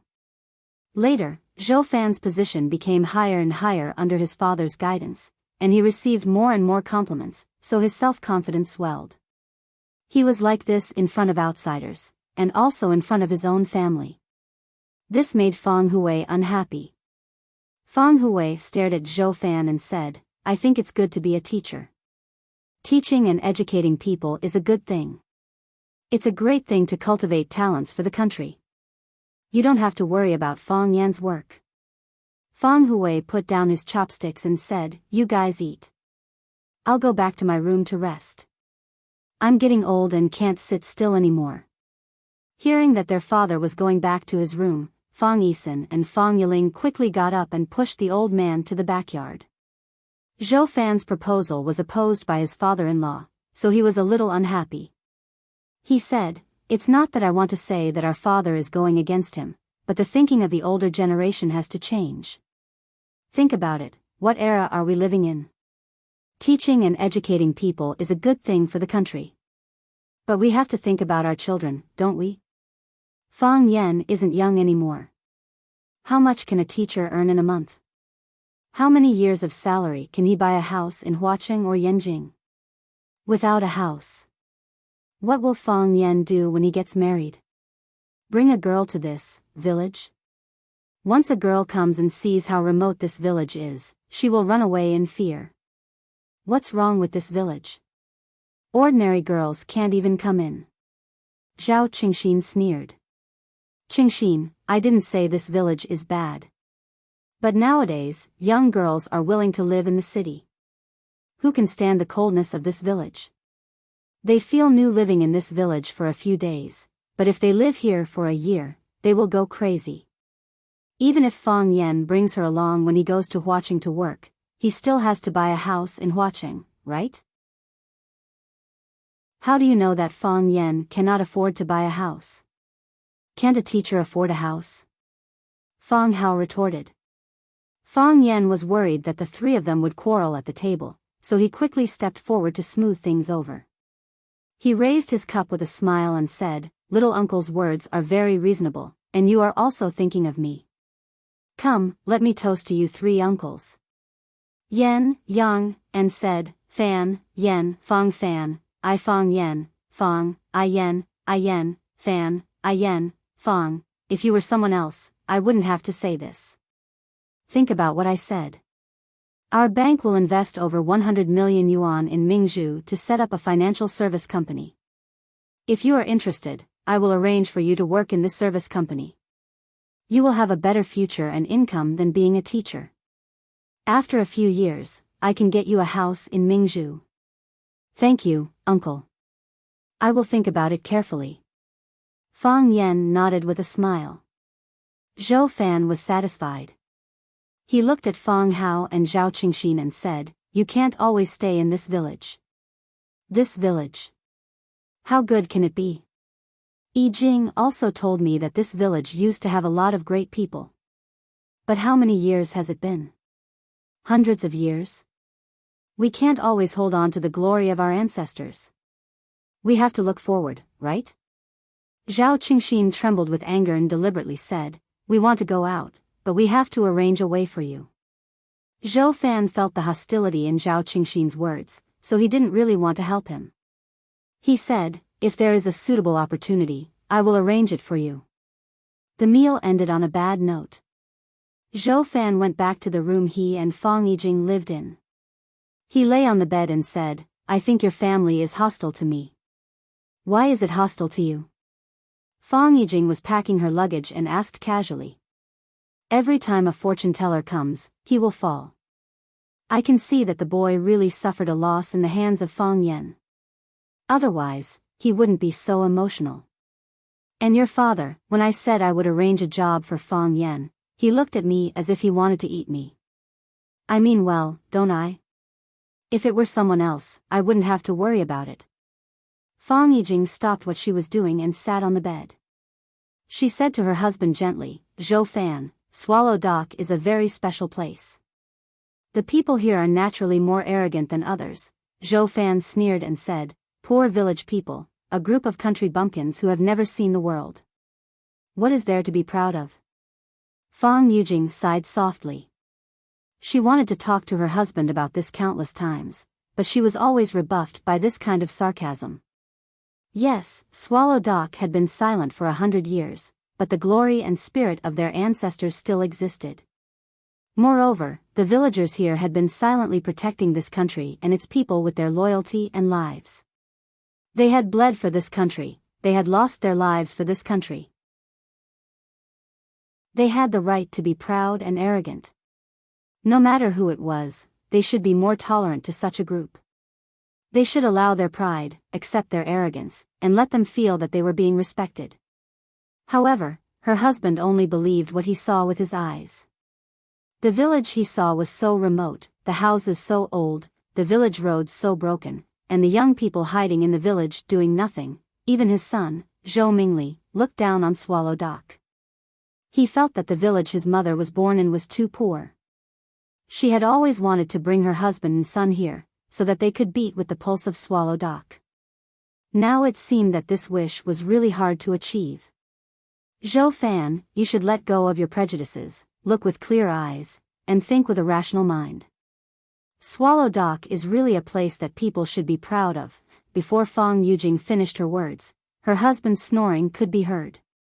At 6:00 in the morning, Fang Yan had already washed up and went to the yard to practice. After returning home, he could not neglect his martial arts. Grandpa did not care about anything else, but he was very strict with this area. Fang Yan had just finished a round of plum blossom steps when Fang Yingying and Fang Haohan also came over in casual clothes. The three greeted each other with their eyes, and then began to practice. After a while, Fang Menjing and Fang Mingxiang also came out. Every new year, eldest aunt and second aunt's family would live in the old house, so Fang Menjing and Fang Mingxiang had to practice with Fang Yan. Fang Hao and Zhao Qingxin also had to practice, but they would practice in the Fang family's martial arts hall, not with the younger generation. Zhou Mingli had also woken up. He wore a thick down jacket, and held an iPad in his hand. When he saw Fang Yan leading a group of people to practice, he pouted and began to play games on the iPad. The sound of the game was very loud, and it brought a lot of noise to the people who were practicing. "Can you turn off the sound?" Fang Mingxiang had the least concentration, and when he heard the sound of fighting in the game, his attention was drawn away. "I'm playing my own game, what does it have to do with you?" Zhou Mingli naturally would not listen to a child. "Do you believe that I will hit you?" Fang Mingxiang said angrily. To Fang Mingxiang, Zhou Mingli, who could not even walk steadily, was no match for him. "Fang Mingxiang," Fang Yan said to Fang Mingxiang as he practiced, "keep your voice low, and focus your mind. These noises are your obstacles. Only by overcoming these obstacles can you become a master like your father." Fang Mingxiang admired Fang Yan very much. After hearing Fang Yan's words, he said, "I don't want to become a master like my father, I want to become a master like big brother Fang Yan, okay?" Fang Yan smiled and nodded. It felt good to have a hardcore fan at home. Then practice hard. don't be disturbed by the noise outside. Okay. I will. Fang Mengxiang closed his eyes and focused on practicing his stance. As expected, he was no longer disturbed by external forces. Zhou Mingli sneered and said, "You can only fool children." Zhou Fan had drunk too much last night, so he got up late today.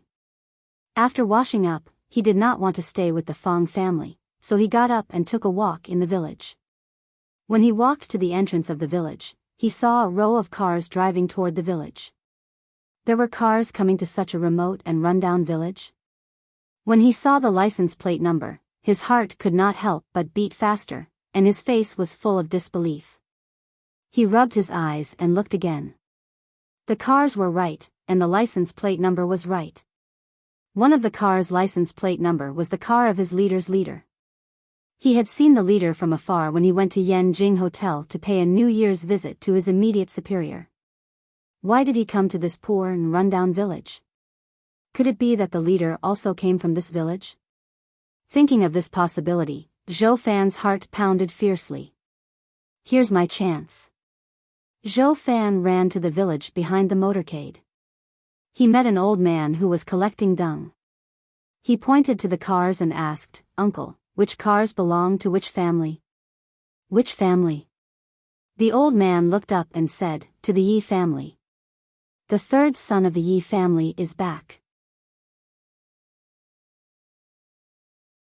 Chapter 397. The 29th of the 12th month, also known as Little New Year's Eve.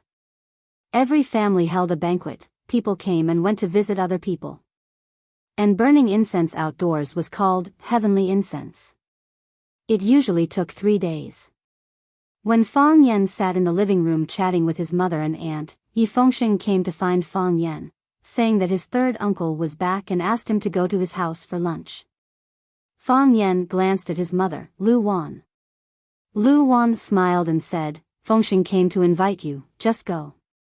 Anyway, your aunt won't be leaving for a while. We'll talk when you come back tonight." Fang Yan nodded and said, "I'll be there soon." Yi Fengxing saw that Fang Yan had a guest, so he didn't stay any longer and said, "I'll wait for you at home." "Go there early, third uncle said he wants you to help pour wine at noon." "There's a guest at home?" "Third uncle's guest," Yi Fengxing said. Yi Daoling used to be in charge of the research of Hua Xia's economic system, so he naturally had to be surrounded by many big shots in the financial system.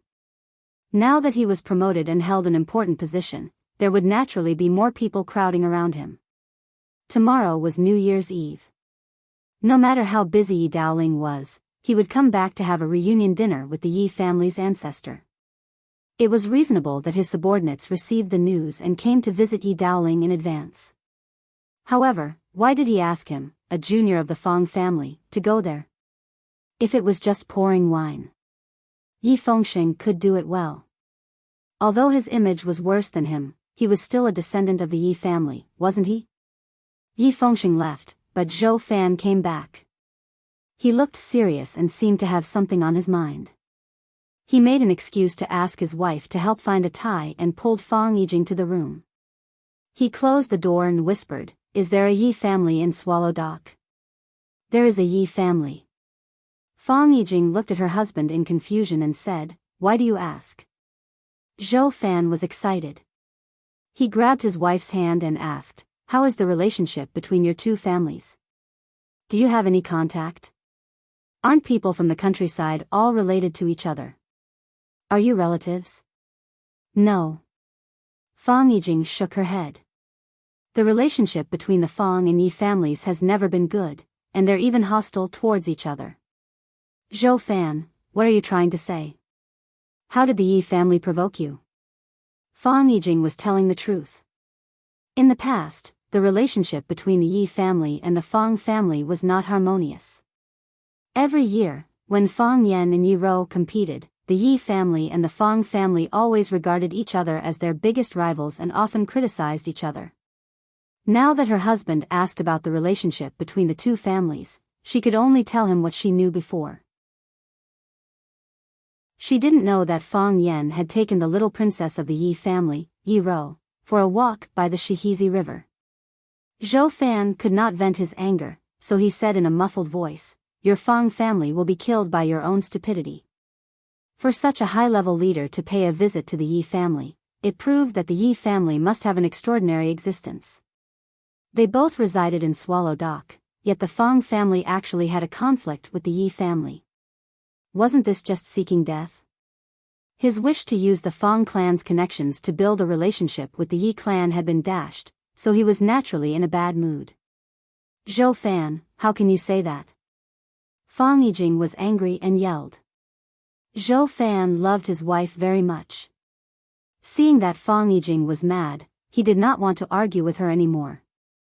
He snorted and said, "We will be dragged down by your family sooner or later." "Who will drag you down?" "If you don't want us to drag you down, go home. I know you don't want to come here, and I know you look down on us. If so, don't come here anymore." Fang Yijing was also irritated by her husband's arrogant attitude. She pointed at the door and yelled, "Let's go. Who do you think wants to come here?" Zhou Fan could not suppress his anger anymore and yelled. Hearing the argument in the room, Lu Wan, Fang Yisan, Fang Yiling, and the others who were chatting outside all came in. Lu Wan was the mistress of the family. She asked, "Yijing, Zhou Fan, what happened? Why are you arguing?" Fang Yijing did not want to say bad things about her husband in front of her sister-in-law. It would only embarrass her even more. Zhou Fan hated the Fang family, so he did not want to answer Lu Wan's question either. "It's the Spring Festival. What can't we talk about?" Fang Yisan was the eldest sister. She walked over and held her younger sister's hand. She said, "If each of you give way, the conflict will be solved. You finally come back for the Spring Festival. Why are you quarreling? We are a family after all. Don't be a joke to outsiders, right?"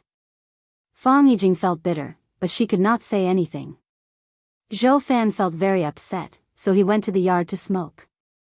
Fang Yan stood next to the plum tree in the yard and heard the argument between Fang Yisan and Zhou Fan clearly.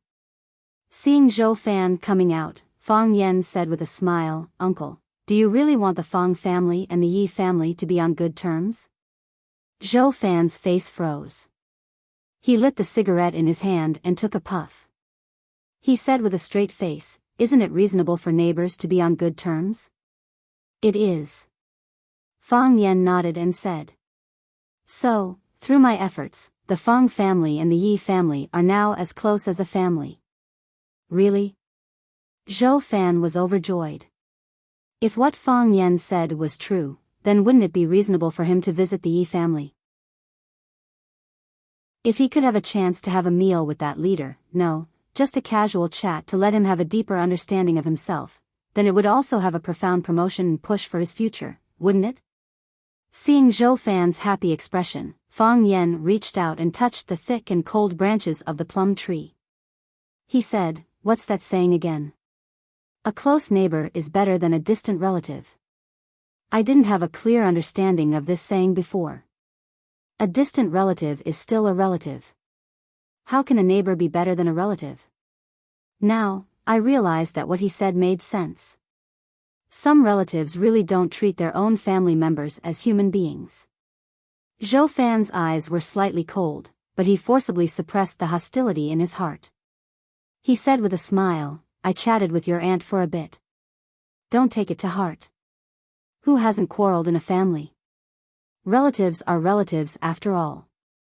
If I didn't treat you as relatives, would I have taken the initiative to suggest finding a job for you last night? Do you know how many people come to me for help with their work problems every day? Yes. That's why I have to thank you for your kindness, uncle." Fang Yan nodded and said, "But I have to be honest. After a night of careful consideration, I still decided to go to Huaqing to be a teacher. Because this is a job I like, and also, a job that can give me more insight into life." After becoming a teacher, Fang Yan understood the importance of responsibility. After becoming a teacher, Fang Yan understood the importance of morality and rules. It was only after Fang Yan became a teacher that he realized the preciousness of writing Gao. Civil officials were not greedy for money, and military generals did not hesitate to die. They would definitely be able to win the respect of all the countries in the world. Even a mere scholar, as long as he had a writing gall to protect himself, he would be able to break through the dragon's pool and tiger's den. It was also during his time as a teacher and watching that Fang Yen glimpsed the spirit of writing gall from his grandfather, Lu Gong. That was why his Tai Chi heart, which had been silent for a long time, trembled and began to spin again. He disregarded life and death and took the risk to accept the challenge from the Thousand Leaves army, which led to another breakthrough in his Tai Chi heart. Wasn't it because his heart was cleansed and his soul was sublimated? According to Fang Yan's personality in the past, he would definitely turn around and run when he met a top expert like the Thousand Leaves army. Then, he would crawl into the Yi family and never come out again. Fang Yan was grateful for his trip to Huacheng, for Rosefinch High, and for everyone he met on this trip. Of course, Jiang Junling was an exception. It was because of them that his life was so exciting and fulfilling. The Fang family also understood the significance of Rosefinch High to Fang Yan, so no one asked Fang Yan to leave. Even Fang Hui felt that his grandson had gained a lot from this trip. If he could break through the realm again, it would be a great thing for the Fang family. This was also the reason why everyone had a strange expression when Zhou Fan proposed to help Fang Yan find a job last night. Zhou Fan was like a poor millionaire. No matter how hard he tried to show off his wealth, the millionaires in the audience wouldn't give him warm applause. For the men of Swallow Dock, improving their martial arts was the most important thing. Since this is your choice, I will express my understanding and respect. Zhou Fan said with a smile. He didn't care where Fang Yan was going to work or if he had a job. You said that the Fang family and the Yi family are as close as a family? But just now your aunt said, the two families didn't get along very well. Yi Daoling, does uncle know this person? Fang Yan asked with a smile. Zhou Fan's pupils shrank and his breathing became rapid. Yi Daoling, if he was still unfamiliar with him before, then with his latest transfer order being released through various media, it had attracted the attention of the entire country. It was an extremely rare opportunity to get in touch with a leader like Yi Daoling. He tried hard to control his excitement and said, Yi Daoling, is also from Swallow Dock? Yes. Fang Yan nodded with a smile. Just now, his nephew came to me and said that third Uncle Yi asked me to go to their house for lunch. It is said that some guests came to their house and I have to go pour some wine. Why should I go pour wine for them? I really don't want to go. Zhou Fan opened his mouth. After a long time, he said softly, how about I go with you? I have accumulated some experience in pouring wine. That won't do. Fang Yan refused. They didn't invite you. I don't want to invite you either. If I rashly bring you in and make the master unhappy. What about our Fang family? Chapter 398. What will happen to the Fang family if you drag us down? At first glance, this sentence sounded somewhat familiar. He thought about it and remembered that it was something he said when he was arguing with his wife, Fang Yijing. Of course, what he said was, we will be dragged down by your family sooner or later. He said it as if it was a matter of course, but it was filled with anger and resentment. Why did it sound so ear-piercing, like he was mocking him? Zhou Fan understood that Fang Yan was taking revenge. He had heard what she had said just now, and then returned the favor. It had to be said that the feeling of stabbing oneself to death with one's own poisoned sword was really unbearable. Zhou Fan's face turned livid.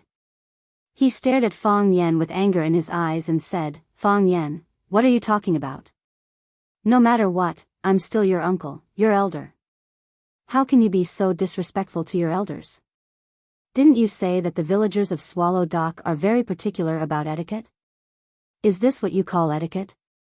Fang Yan laughed and said, Uncle, are you angry? Zhou Fan felt like he was stabbed in the chest again. No, it was one slash after another. There was no pause at all. Although it was a simple question, why did it sound so infuriating? It's right to be angry, Fang Yen said with a smile. Because when I heard what you said, I was angry too, uncle. Actually, our swallow dock is really a reasonable place.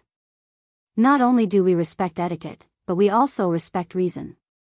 If others respect us, we will respect them tenfold. This was the etiquette of reciprocity.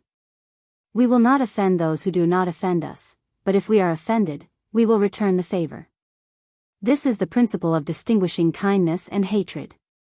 You don't talk etiquette to us, and you don't reason with us. Swallow dock naturally won't show etiquette or reason with you. So you have a reason to humiliate your elder in this way? Zhou Fan sneered. He had not been humiliated like this for many years. Fang Yan's behavior was equivalent to openly offending him. How is it humiliating? This is the principle that if someone offends me, I will return the favor. This is the first iron rule of our swallow dock that has existed for 1,000 years. I know, I always thought that you looked down on the Fang clan. Your Zhou family is considered the #1 figure in Mingzhu's banking system. What does our Fang family have? A cripple, a drunkard, a bookworm, a woman, and a child. Far away in a deserted village, living in an old house. What's so special about you? So, year after year, you didn't want to step into the Fang family's door. Sometimes, Auntie came back alone, but you and your son were nowhere to be seen. Auntie never complained about you, nor did she say anything bad about you. She always explained that you were too busy with work and couldn't travel with us. Actually, we're not stupid. We all know what the real situation is. We understand Auntie's difficulties. We didn't want to expose her, we didn't want to embarrass our sister-in-law. On one side were her parents, brother, and sister-in-law. On the other side were her husband and son. Both sides were flesh. Which side could she stand on? Sister-in-law says you're very busy, so we'll assume that you're really busy. Auntie says you don't have time to come back, so we comforted her and told her that it's okay. You can come back together next time. Auntie is my auntie, my father's sister, and my grandfather's daughter. We all want her to live a happy life, and we don't want her to suffer any grievances in the Zhou family. We think that if we are more lenient and take care of you, you'll be able to feel our kindness, and you'll treat my auntie better. Obviously, you don't have this kind of awareness. You think leniency is cowardice, and care is flattery. Our Fang family is a piece of chicken ribs to you. It's tasteless to eat, and you'll lose face if you abandon it. You must be feeling very complicated this time, right? Fang Yan, that's just your personal opinion. How I treat your auntie, let her speak for herself. Zhou Fan defended himself. Fang Yan nodded in agreement with Zhou Fan's words. He said, I don't deny that. To be honest, you're really good to auntie. If you weren't good to auntie, our Fang family would have gone to your door to ask for an explanation. Grandfather has entrusted his daughter, whom he has raised for more than 20 years, to you. What right do you have to treat her badly? You've always been worried that our Fang family will drag you down, and you think coming to our Fang family is a waste of time. From the moment your car stopped in front of our Fang family's courtyard, you've been full of hostility, or rather, anger. Because of our existence, you had to come with auntie. Uncle, we used to think for auntie's sake, and we thought that everything was fine. But time and time again, you've belittled and insulted us. As a member of the Fang family, I have to stand up and say something, you're an idiot. Fang Yan pointed at his own legs and said, can't you see such a thick thigh? And you're always thinking about hugging someone else's thigh. If you're not an idiot, then what are you? I've heard that officials have bright eyes, but are your eyes covered with sh*t? Zhou Fan was amused by Fang Yan's words. He pointed at Fang Yan and said, Fang Yan, I don't understand. What are you so proud of? Just because your Fang family has a good relationship with the Yi family, just because the Yi family asked you to help pour wine. Do you think that's what you're relying on? Is this what you're proud of? If that's all, then it's too embarrassing, isn't it? Fang Yan lowered his voice and said mysteriously, I'm very rich, I'm not lying to you. Fang Yen waved his hand at Zhou Fan and said, I'll call you uncle, and you can't let me down. Goodbye, uncle. Fang Yen waved his hand and left with the wind and snow. Zhou Fan stood where he was, his face as pale as the snow on his feet. He stamped his feet heavily and said with a sneer, I'd like to see how long you can be arrogant. When Fang Yen arrived at the Yi family's house, Yi Fengsheng was playing ice hockey with his cousins at the gate of the yard. The leader's drivers were arranged in the side hall of the yard.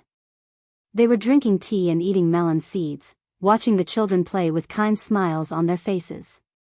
Seeing Fang Yen coming over, Yi Fengsheng threw the ice hockey in his hand to his cousin, Yi. He greeted Fang Yen and said, lunch is about to start.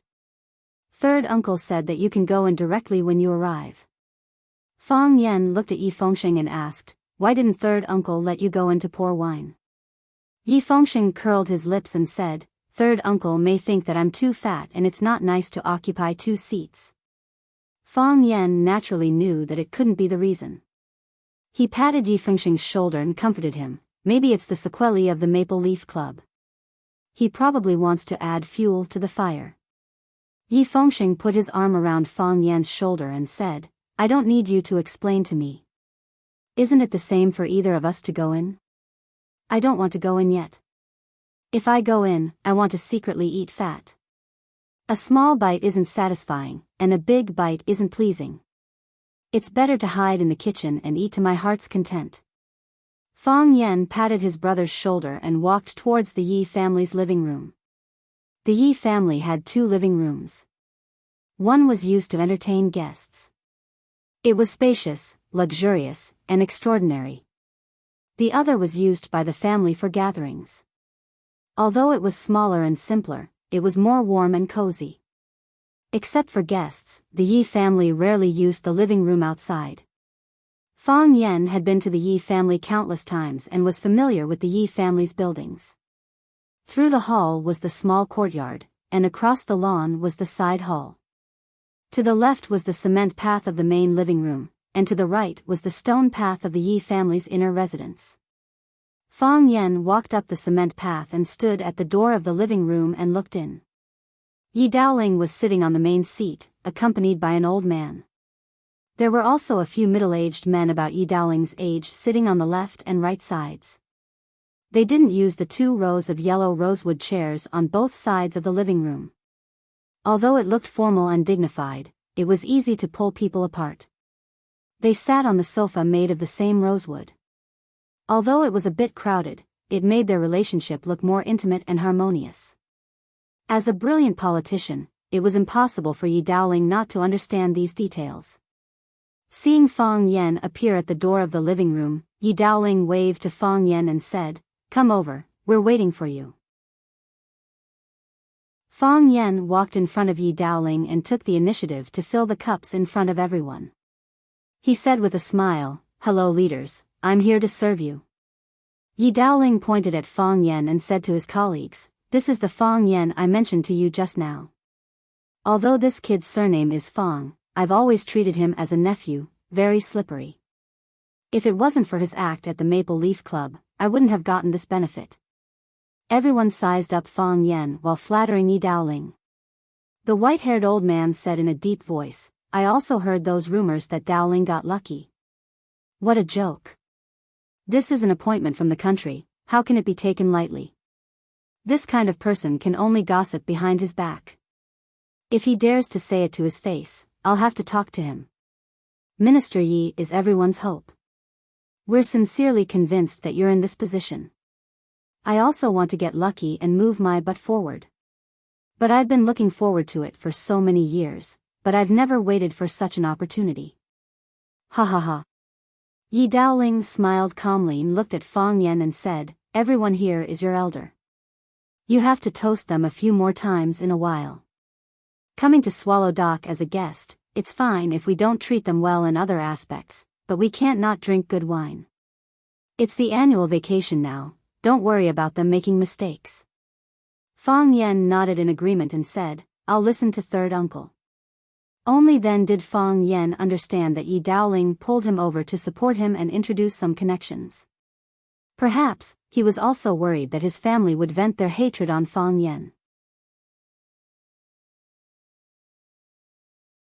Chapter 399. Fang Yen forced Mr. Gong to push Yi Daoling behind his back. Whether it was intentional or not, it allowed him to occupy that important position. It wasn't an exaggeration to say that Fang Yen owed Yi Daoling a favor. When Yi Daoling was entertaining his subordinates at home, he let Fang Yen, this junior, pour wine at the table. He also had the intention to help him increase his reputation and network. The Jiang family lost this important city, so they naturally had hatred in their hearts. If they imposed their hatred on Fang Yen alone, Fang Yan's situation would be very dangerous. However, Yi Daoling was now in a high position of power. Even if he couldn't compete with the Jiang family couldn't do anything to him. He stood up and said that Fang Yen was his nephew. The things that Fang Yen did were all because of him. When these words reached the ears of the people in Yanjing City, they would naturally help Fang Yen share some of the gunfire. Moreover, there was an implicit meaning of protection. The Yi family had always been very good at distinguishing between gratitude and grudges. Sure enough, because of Yi Daoling's strong recommendation, and he had changed the topic to Fang Yen several times, how could the few people present not understand the meaning of this leader? They drank and chatted with Fang Yen. When they were 30% pretending to be drunk, exchanging phone numbers with each other was the proper meaning. After the lunch banquet ended, the guests from afar were all drunk by Fang Yen and Yi Daoling. Their alcohol tolerance was not bad, but compared to Fang Yen and Yi Daoling, this kind of abnormal guy who drank knives like water since childhood, it was not worth mentioning. Their driver played a role at this time, supporting the leader to the parking lot at the entrance of Swallow Dock. The parking lot was actually a rice field used by the villagers to harvest grain during the busy farming season. Now that the grain was collected, there was nothing on the rice field except for a few haystacks. It was wide and flat, a natural parking lot. The drivers all felt strange. The car could obviously drive directly to the Yi family's door, so why did the leader let them get off at that parking lot? Of course, no one would be stupid enough to ask the leader for the reason. It was just that it was more difficult to support the leader now. Fang Yen and Yi Daoling sat back in front of the coffee table and drank tea. Yi Daoling looked at Fang Yen and said, "I only have 2 days of vacation. Today, I will entertain my colleagues at home. Tomorrow, I will have a reunion dinner at home. On the first day of the new year, I will accompany the Prime Minister on a visit. This might be the last time we meet before the new year. We might not have the chance to meet again after the new year. When are you going to watching?" "Probably on the 7th or 8th, Fang Yen said. "I have to make some preparations before the students start school. Originally, I wanted to arrange a new job for you after the new year, or bring you to work by my side. But since you have made your own choice, I can't say much. Since you have chosen to be a teacher, you have to be responsible for your students. Besides, you have gained a lot in watching for half a year. Since the heart of Tai Chi can break through twice, it proves that there will be a third time. Although I don't know much about your Fang Tai Chi, if you can reach the legendary highest state of Tai Chi, the water overflow state, you will be the pride of our entire Swallow Dock." Yi Daoling looked like he was gossiping. Just as he said, he was indeed talking to Fang Yen with the tone and attitude of an elder. Fang Yen nodded with a smile and said, "I will work hard. When I am with my students, I feel very calm and my body feels very free. I think this is also the reason why my heart of Tai Chi can break through. So, I will continue to be a teacher. I am not considering changing professions for the time being. As for whether the heart of Tai Chi can reach the water overflow state, let nature take its course. This kind of thing can't be forced. The heart of Tai Chi won't have the word forced. Of course, I am also looking forward to such a day." Yi Daoling nodded and said, "Write down Donghai's phone number. If there is anything, you can call him directly." I often have meetings, so my time is not as free as Dong Hai. If there is a problem that I can't solve, I will ask Uncle Dong Hai for help. Fang Yen said with a smile. If someone threw an olive branch, he would naturally accept it with both hands. Yi Daoling put down the teacup in his hand and said, I am going to read a document, so I won't sit with you. You young people find your own fun. Fang Yen got up and sent Yi Daoling off. Yi Fengsheng ran over and asked, Third uncle left? Yes. Fang Yen said. Did you speak up for me? Let him let me out after the new year?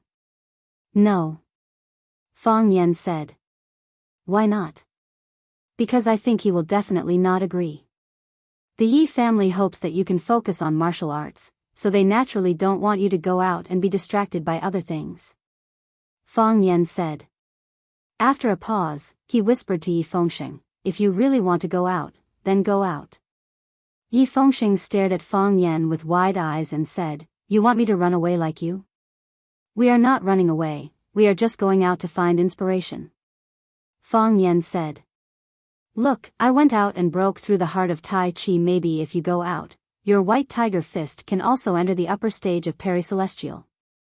It is also possible to directly become a tiger. Yi Fengsheng nodded and said, Let's go, I will take you to a place. To where? You will know when you come. Yi Fengsheng said. Fang Yen looked at him warily and said, You will not harm me, right? How is that possible? You are my brother. I will harm anyone but you. Yi Fengsheng said angrily. Thus, Fang Yen was hugged by Yi Fengsheng's fat arm and walked towards the backyard of the Yi family. When they reached the entrance of the bamboo garden, Yi Fengsheng suddenly held his stomach and said, My stomach is not feeling well, I need to go to the toilet. You go to the bamboo pavilion, my sister wants to talk to you. Before Fang Yen could object, Yi Fengsheng had already turned around and ran away. Do you think I am an idiot? Fang Yen sneered. Why would Yi Ro talk to me? It must be a trap. Fang Yen didn't go to the bamboo pavilion, he turned around and left. Fang Yen had just gotten home and was about to rest and his phone rang in his pocket. It was a message from Yi Fengsheng, How dare you stand my sister up? Fang Yen jumped out of his bed in shock. Is Yi Ro really looking for me? That bastard Yi Fengsheng. Why is he not lying all of a sudden? Zhou Fan was in a bad mood. He wanted to drive back to Yanjing immediately and buy a ticket to Mingzhu to spend the Spring Festival with his parents and family. But if he left now, he would lose face and his relationship with his wife would worsen. He hated Fang Yen and the Fang family to the core. Since he didn't want to stay with the Fang family, he wandered around the village by himself. He had to admit that the winter in the north was really charming. Although Swallow Dock was in a remote location, the scenery was quite good. Both the ice river in Shihizi and the ice mountain in Little Green Mountain were beautiful. Zhou Fan walked along the shore of Shihizi and planned to go to the foot of Little Green Mountain to have a closer look. He walked farther and farther, and his figure became more and more faint. Whoosh, he heard the sound of snow being stepped on behind him. He turned around, but there was no one behind him. When he turned around, he saw a man in a black robe and a hood standing in front of him. Ah! Zhou Fan was taken aback, and he stepped back. When he regained his balance, he asked anxiously, Who are you? What do you want? Are you Fang Yen? Fang Yen, I'm warning you, don't play this kind of trick with me.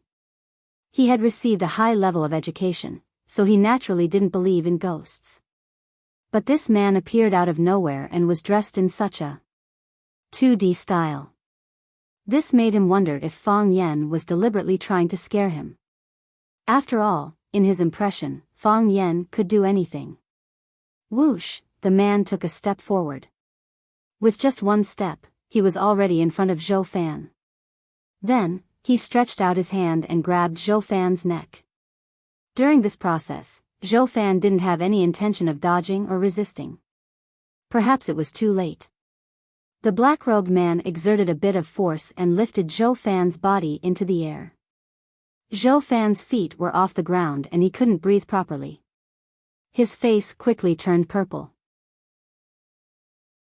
His throat was moaning and he wanted to say something, but no words came out. The black-robed man raised a white transparent bottle in front of Zhou Fan and said with an extremely hoarse and strange voice, "When we have reunion dinner, pour this into the Fong family soup pot. I believe you can do it." Zhou Fan's eyes widened. It was unknown whether it was because he was surprised to receive such a strange task or because his body was suffering from lack of oxygen. "Of course, you can also resist or run away. It doesn't matter." As the black-robed man spoke, the hand that was strangling Zhou Fan's throat twisted slightly and Zhou Fan's mouth opened wide. The black-robed man flicked his finger and a black pill was shot into Zhou Fan's mouth. Zhou Fan only smelled a fishy smell, and then the pill dissolved in his mouth, flowed into his throat and stomach, and could no longer be found. "You can only get the antidote after completing the task," the black-robed man said in a muffled voice. "Either they die or you die." Plop. Zhou Fan's body fell to the ground. He covered his neck and gasped for fresh air. If he had been strangled for 1 or 2 more seconds, he felt that he would have died. When he finally recovered, he raised his head to look for the black-robed man but found that he had already disappeared. The river bank and the mountain ridge were gone, as if they had never been there. More strangely, he found that the black-robed man didn't even leave footprints. There was only a trail of footprints on the snow. Zhou Fan's body tensed up and his hair stood on end. He was extremely frightened. Did he meet the legendary snow ghost today? However, he looked at the white glass bottle in his hand. Why would the snow ghost want to poison the Fong family? Poison? In a panic, he threw the glass bottle far away. Chapter 400. Zhou Fan vomited until his heart and lungs were torn apart. Again and again, he stuck his fingers into his mouth and dug, then lay on the ground and vomited. He vomited his lunch, his bile, and even his internal organs, but he was still not sure whether he had succeeded or not. He was very sure that the black-robed man put poison in his mouth. If he could not complete the task, he might die from the poison because there was no antidote. However, if he completed the task, then, would anyone from the Fong family be alive? He did not want to die, nor did he want the Fong family to die. Yes, he hated the Fong family, and he hated Fong Yen, but it was not to the point where he could not live or die. He wanted to spit out the pill, and he wanted to pretend that nothing had happened. However, no matter how hard he tried, he knew better than anyone else that he was actually doing useless things. He lay down in the snow, powerlessly, letting the cold wind blow on his cheeks, letting the scattered snow cover his body. He opened his eyes and looked at the vast sky. At this moment, the sky was just like his current mood. He was a little regretful. Why did he come here to see the little green mountain? Wasn't it enough to see it from afar? He began to hate again. He hated Fong Yen, hated the Fong family. If it were not for Fong Yen, if it were not for the Fong family, how could he have encountered such a thing? How could he be forced to take poison? Even his own wife was the same. That hateful woman, why did she force him and his father to come to this damned place to celebrate the spring festival? He still hoped that this was not true, that the black-robed man was Fong Yen or his friends in disguise, and they were just punishing him for belittling them. This was actually a realistic farce. He lay in the snow for a long time, until the phone in his pocket rang. Only then did he come back to his senses. He got up from the snow, took out his phone, glanced at the caller ID, then hung up and turned off the phone. He did not want to talk now. Either they die, or you die, the black-robed man threatened him with a hoarse voice. This was really a dilemma. He did not want to die, he could not die, he must live. However, was this the reason for wanting the Fong family to die? He searched around and finally found the transparent glass bottle in the snow. As long as he poured the drop of liquid in the bottle into the soup, he would complete the task and receive the reward of survival. He put the glass bottle into the hidden pocket of his windbreaker, patted off the snow on his body, and walked home as if nothing had happened. When Zhou Fan returned to the Fang family, Fang Yijing was already waiting for him at the entrance of the courtyard. Fang Yijing looked at Zhou Fan and said, "Zhou Fan, let's talk." After saying that, he turned and walked towards the room. Zhou Fan followed behind Fang Yijing. After they entered the room, Fang Yijing closed the door.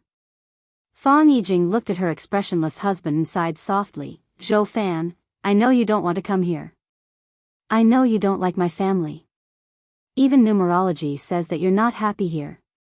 Tomorrow was Chinese New Year's Eve. It was not appropriate to go back at this time. After the reunion dinner tomorrow night, you can go back first with numerology. I rarely go home, so I'll be staying at home for a while. My dad's health isn't good, and I haven't been by his side for many years. This time, I have to stay by his side no matter what to do as a filial son. Zhou Fan held his wife's hand and said, "Why wouldn't I want to come? I won't come if I don't want to. It's not that I don't like you, it's just that there's some misunderstanding. I'll stay and have reunion dinner with you. If there's nothing else after Chinese New Year, I'll stay with you for a few days. Your family is my family." Zhou Fan? Fang Yijing looked at her husband in shock. How did he change so much in such a short time? He didn't answer her call and even turned off his phone. Wasn't it because he was unhappy with her and her family? Zhou Fan grinned and said, "I figured out a lot of things just now. I do have a problem with my body. I'll talk to them." Zhou Fan, thank you. Fang Yijing held her husband's hand tightly and said gratefully. They ate dumplings on Chinese New Year's Eve. According to the old rules of Swallow Fort, although dumplings weren't the main dish for reunion dinner, it was an essential reunion dinner. Fish, meat, seafood, and wild vegetables were the main dishes. After eating and drinking, they would eat a few steaming dumplings. Oil would be left at the corners of their mouths, and their lips would smell fragrant. That beautiful feeling of happiness could last from the old year to the new year. On the afternoon of Chinese New Year's Eve, Fang Yan didn't go out. He stayed at home with his mother and 3 aunts to make dumplings. His mother, Lu Wan, took out 2 pieces of white jade from her purse. After washing them with clean water, she solemnly put them into the dumpling bag and said, "These are auspicious dumplings. Whoever eats them will be the luckiest person." Fang Menjing's face was full of joy. She said crisply, "I'll definitely eat them." Eldest aunt, Fang Yisin, took a look at the white jade and joked, "You're really generous." Zhou Mingli was sitting on the sofa playing games. When he saw his aunt put the white jade into the dumpling bag, he said in disgust, "Disgusting. I hope I didn't eat them." Fang Yan raised his eyebrows and was about to get angry. Lu Wan gave him a look to tell him not to cause trouble. Fang Yan didn't want to make his mother angry on Chinese New Year's Eve. He washed the flour on his hands and said to Zhou Mingli, "Mingli, didn't you want to see me split the brick with one hand? Let's go. I'll show you." Zhou Mingli looked at Fang Yan in confusion and said, "You're not lying, are you?" "How can I lie about this?" Fang Yan asked with a smile. "Are you worried that the brick is fake or that the hand is fake?" Zhou Mingli thought for a while and exited the game. He said, "I'd like to see if you're bluffing." Fang Yijing looked at Zhou Mingli, who followed Fang Yan out. She said worriedly, "Will Mingli be okay?" Lu Wan looked at her and said, "Don't worry. Fang Yan knows what he's doing." Fang Yisin looked at his sister and said, "Yijing, you should also persuade them to come back happily and have a happy New Year's Eve. Isn't that great?" Fang Yijing smiled softly and said, "We talked yesterday." Zhou Fan said he thought through a lot of things. He said there's a misunderstanding and he'll get along well with everyone. Fang Yisin nodded and said, "That's more like it. He's also the son-in-law of the Fang family. Otherwise, how could he have the chance to come to Swallow Dock to eat and drink?" Fang Yijing smiled and didn't answer. People in Swallow Dock were born proud, but people outside thought that Swallow Dock had nothing to be proud of. The contradiction was too big. No matter how hard she tried, she couldn't solve it. Some things couldn't be said too directly. If she told her husband that Swallow Doc was actually Hua Xia's guardian, Zhou Fan would definitely suspect that she had some mental illness. In the era of technology, who would believe that a group of people like that existed? Fang Yan took Zhou Mingli to the bank of Shihizi and picked up an intact blue brick in the corner of the backyard of the Li family. He handed the brick that still had ice on it to Zhou Mingli and said, "You lift this brick, I'll break it." "How do I lift it?" Zhou Mingli didn't care about getting his hands dirty. He grabbed the blue brick and asked. "Raise both hands," Fang Yan said. "Hold one corner with each hand." Zhou Mingli lifted the blue brick above his head according to Fang Yan's instructions and asked, "Like this?" "Like this," Fang Yan said. "Lift it up." Fang Yan told him and started pretending to control his qi. His mouth was tightly shut, and his cheeks were puffed up like a frog that was filled with air. "Open." Fang Yan slapped at the blue brick. Zhou Mingli's body took a few steps back, but the blue brick was intact. There wasn't even a crack, let alone being split in half. Zhou Mingli straightened his body and looked at Fang Yan with disdain. He said, "Can you do it or not? If you can't, I'll go back. Who wants to see you show off here?" "Try again," Fang Yan said embarrassedly. "The angle just now was wrong.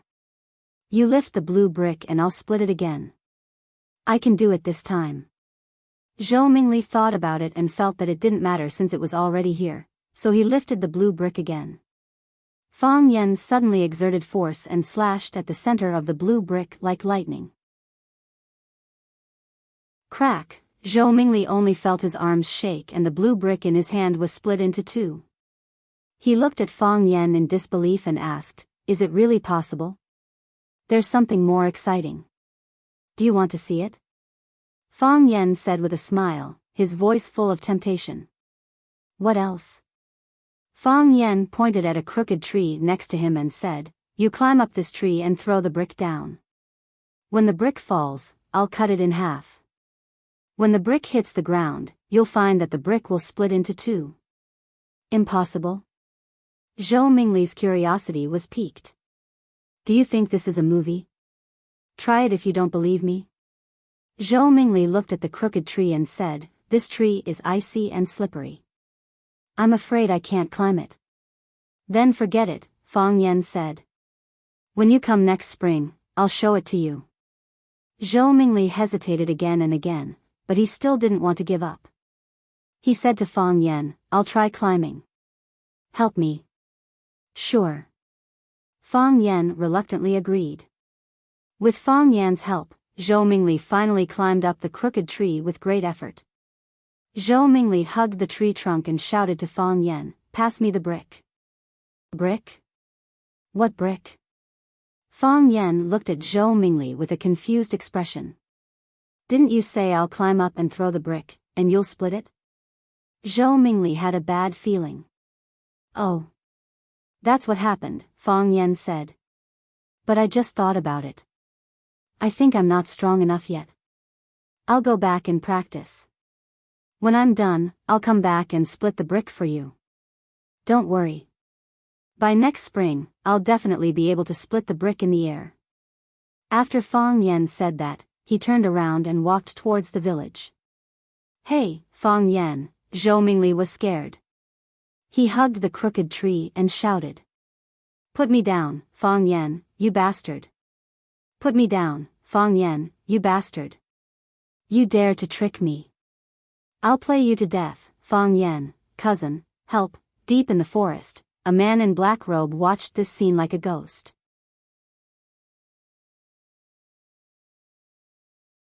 Chapter 401. "Come back quickly, I can't handle it alone." The tree trunk was too tall, the bark was too slippery, and it was covered with a thin layer of ice. If he wasn't careful, he might slip and fall to the ground.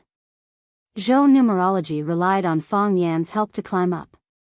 Now that Fang Yan said that he had to go back to practice again, it was possible that he could only come back next spring to perform the act of splitting bricks in the air. If he lay here and waited until next spring, before the tree sprouted, it would probably sprout on his head. Of course, he also knew that it was going to be New Year's Eve dinner soon. If his family couldn't see him, they would definitely come out to look for him. His life wouldn't be in any danger. However, the wind and snow were strong in the forest beside Stone River. Not to mention 1 or 2 hours, even 10 or 20 minutes would be a torture. He really hated Fang Yen to the core. Why hadn't he been beaten to death by his parents when he was young, this naughty kid who specialized in destroying things and scheming against others? Fang Yen, come back, help, someone help me, Zhou Mingli screamed himself hoarse, but no one could hear his helpless pleas. In the depths of the forest, a pair of gray eyes stared at him without blinking. The black robe was wrapped tightly around his body. Even the arrogant cold wind couldn't remove it from his body. He held a thin blade in his hand. As long as he gently tossed it out, the screaming child would most likely die. After a long time, he finally made his final decision. He turned around and sprinted towards the top of the small green mountain. Gone in a flash. When Zhou Mingli came back, his face was swollen, his nose was covered in tears and mucus, and he couldn't stop coughing. His hair, which was originally made with hair clay, was blown into a chicken's nest shape. The 4 sides were swollen, and the middle was bald. It could be the new trend of swallow fort. Zhou Mingli couldn't hold it in anymore when he saw Fang Yijing. He cried out, "Where's Fang Yen? Where's Fang Yen? That bastard, he purposely tricked me. He tricked me to the tree and ran away. I couldn't get down alone, I almost fell to my death." Fang Yijing knew that Fang Yen would punish her son. It was not Fang Yan's style to do nothing. But when he saw Zhou Mingli's miserable state, he felt a little distressed. He quickly pulled Zhou Mingli into the room and said, "Why are you shouting? Quickly go back and change your clothes. My God, my clothes are about to turn into popsicles. It's Fang Yen. This bastard son of a bitch, I'm going to fight him to the death. He dared to bully me, I'm not going to let him off easy, Pa." Zhou Fan slapped his son on the head. "Shut up." Zhou Fan snapped. "Who told you to talk to your cousin like this? You have no respect for your elders, is this what we taught you?" His father's anger was still a deterrent. Seeing that Zhou Fan was angry, Zhou Mingli didn't dare to make a scene again. He wiped his tears and said, "So we'll just let it go? I was bullied by him for nothing? Why should he? Because he is your elder brother," Zhou Fan said with a tough attitude. "If you talk to your elder brother like this again, I'll teach you a lesson even if he doesn't do anything, you." Zhou Mingli wanted to rush up and fight with his father. He felt that everyone was bullying him. Even his father had betrayed him and joined the enemy's side. As his mother, "You need to discipline him," Zhou Fan said to Fang Yijing. Hearing the commotion, everyone in the Fang family turned their gazes over. Lu Wan came out and advised, "Talk to the child, don't touch him." Fang Menjing giggled and said, "Big brother Fang Yen has been beaten a lot. You little girl." Lu Wan was amused by Fang Menjing's words. She grabbed the 2 braids on her head and said, "If you dare to talk to adults again, I'll sew your mouth shut with a needle." Fang Menjing quickly covered her mouth with her hand, worried that her aunt would really sew her mouth shut with a needle. If that happened, she wouldn't be able to eat delicious food. Only a stick can make a filial son. Children should be strictly disciplined. If they are like this now, what will happen in the future? Zhou Fan said.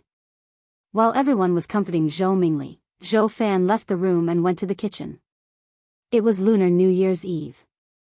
The 2 old maids of the Fang family were busy preparing dinner for the family. Seeing Zhou Fan come in, the old maid who was washing the vegetables asked with a smile, "Young master, why are you in the kitchen?" "I'm here to find something to eat," Zhou Fan said with a smile. "I ate quite a lot in the afternoon. I didn't expect to be hungry at this hour." "It's easy to boil oil in a cold place," the old maid said. "There's fried rice balls and braised pig's face meat. Should I make a bowl of rice balls and cut a plate of pig's face meat for you to fill your stomach?" Sure, Zhou Fan said with a smile. Cut a plate of pig's face meat. The old maid wiped her hands on her apron, then took a pig's ear from the pot and cut it into strips. Zhou Fan stood next to the old maid and pretended to watch her cut the meat. But when the old maid's body blocked the other old maid's view, he quickly unscrewed the white bottle of potion in his hand and poured it into the soup pot. There was only one drop of the potion, and it didn't even make a splash when it was poured into the soup pot. The old maid looked at Zhou Fan looking at the soup pot and said with a smile, "This is mountain mushroom pheasant soup. The mushrooms are picked from the mountains, and the pheasant is hunted from the mountains. You city people can't eat it." Yes. People in the city eat expensive and nutritious food, Zhou Fan said with a smile. There's also gutter oil. Drink a bowl later to replenish your vitality, the old maid said. She deftly put the pig's ear on a plate, then handed a pair of chopsticks to Zhou Fan and said, "Young master, eat this first." "Thank you," Zhou Fan took the plate and said gratefully. When Fang Yan came back from outside, Zhou Mingli was already sitting on the living room sofa playing games. When he saw Fang Yan come in, his eyes almost shot out thousands of sharp little swords to stab Fang Yan into pieces. Fang Yan sat next to Zhou Mingli and asked with concern, "Cousin, you're back? Did you catch a cold?" "Fang Yan, don't be mean to me, I'll be even more mean if you're mean to me." Fang Yan interrupted him and said with a low voice, "You've seen it, I can break a brick with my bare hands. If I cut your spine with a knife, do you think you can still stand up? Don't you dare. Do you want to try?" Fang Yan said with a smile. "I have inner force. If I hit you, you won't feel it on the spot, but after a month, the side effects will slowly show." Zhou Mingli felt a chill on his back. He jumped down from the sofa, put on his shoes, and ran to his room. He was really scared of Fang Yan. Fang Yan smiled silently. This pair of father and son was really worrisome. After the Fang family worshipped their ancestors, they poured 3 glasses of wine in the direction of the stone tablet at the entrance of Swallow Dock village. Fang Yan personally went to the backyard to bring a few dishes to the old drunkard, and drank 2 glasses with him. The Fang family's New Year's Eve dinner also officially began. Fang Hui sat at the head of the table, Fang Yixing sat below, and then Fang Hao, Zhao Qingxin, Zhou Fan, Fang Yan, Zhou Mingli, and several other juniors of the Fang family sat below. Lu Wan and the other women sat on the other side of Fang Hui according to seniority. Fang Hui looked at his descendants sitting on both sides of the table. He seemed to be in a particularly happy mood, and said with a smile, "New Year's Eve is the night of reunion. How can it be called a night of reunion when all the family members are not here? This year, Yixing and Zhou Fan are back, and so is Zhou Mingli. This year's reunion dinner is even more reunion than in previous years. But, this is not enough." Everyone looked at Fang Hui with confusion. Obviously all the family members were here. Why did the old man say it was not enough? Could it be that someone who was supposed to be here didn't come back? Fang Hui looked at Fang Yan with bright eyes, and jokingly said, "If Fang Yan can bring back that girl from the Yi family, then our dinner will be truly perfect." Everyone laughed. Fang Yan smiled bitterly and said, "Grandpa, please don't make fun of us." "Who said I'm joking with you? Next year, we must win that girl from the Yi family, and bring her back to our Fang family for a reunion dinner during Chinese New Year. This is a mission, we must make sure it is completed." Fang Hui said with a serious expression.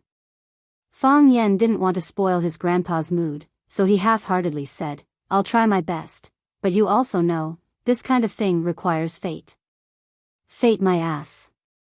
Back then, I fell in love with your grandmother, and so did many other people. They wrote love poems and gave her gifts, so I directly went up to her and told her to come with me. Then she left with me." Fang Hui said with a proud expression. Fang Yan's face was full of shock, saying, "It's that simple?" He didn't quite believe it. He always felt that picking up girls was something that required a lot of experience. How could it be so easy to succeed? It's that simple. Fang Hui solemnly nodded. Of course, that's only if I beat all of her suitors away in front of her. Everyone laughed again. Even Zhou Mingli, who always kept a straight face and didn't want to talk to anyone, couldn't help but laugh. It seems like Fang Hui's story was very much to the taste of these young people. After Fang Hui finished his speech, everyone's eyes turned to Fang Yixing. According to the rules, he would also say a few words. Fang Yixing raised the glass in front of him and smiled. I won't say much, I just wish everyone good health and a better life. Come, let's have a toast. Cheers. Everyone's glasses clanked together, making a clear sound. Then, everyone raised their necks and drank all the liquor in their glasses. Even Fang Mengxiang learned from the adults and drank all the yogurt in his glass in one gulp. The first thing to eat was the soup. The old maid brought up the bowls of soup. Everyone had a bowl in front of them. Fang Hui took the bowl, blew on it, and was about to drink the soup with a spoon, when Zhou Fan suddenly called out, "Wait a minute."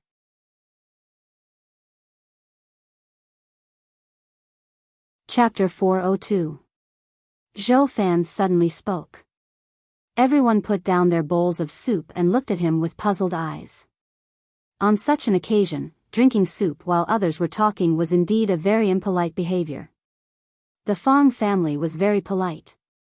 Zhou Fan's face was slightly red, and his forehead was covered with fine beads of sweat due to nervousness. Of course, it could also be because of the smoke from the soup pot in front of him.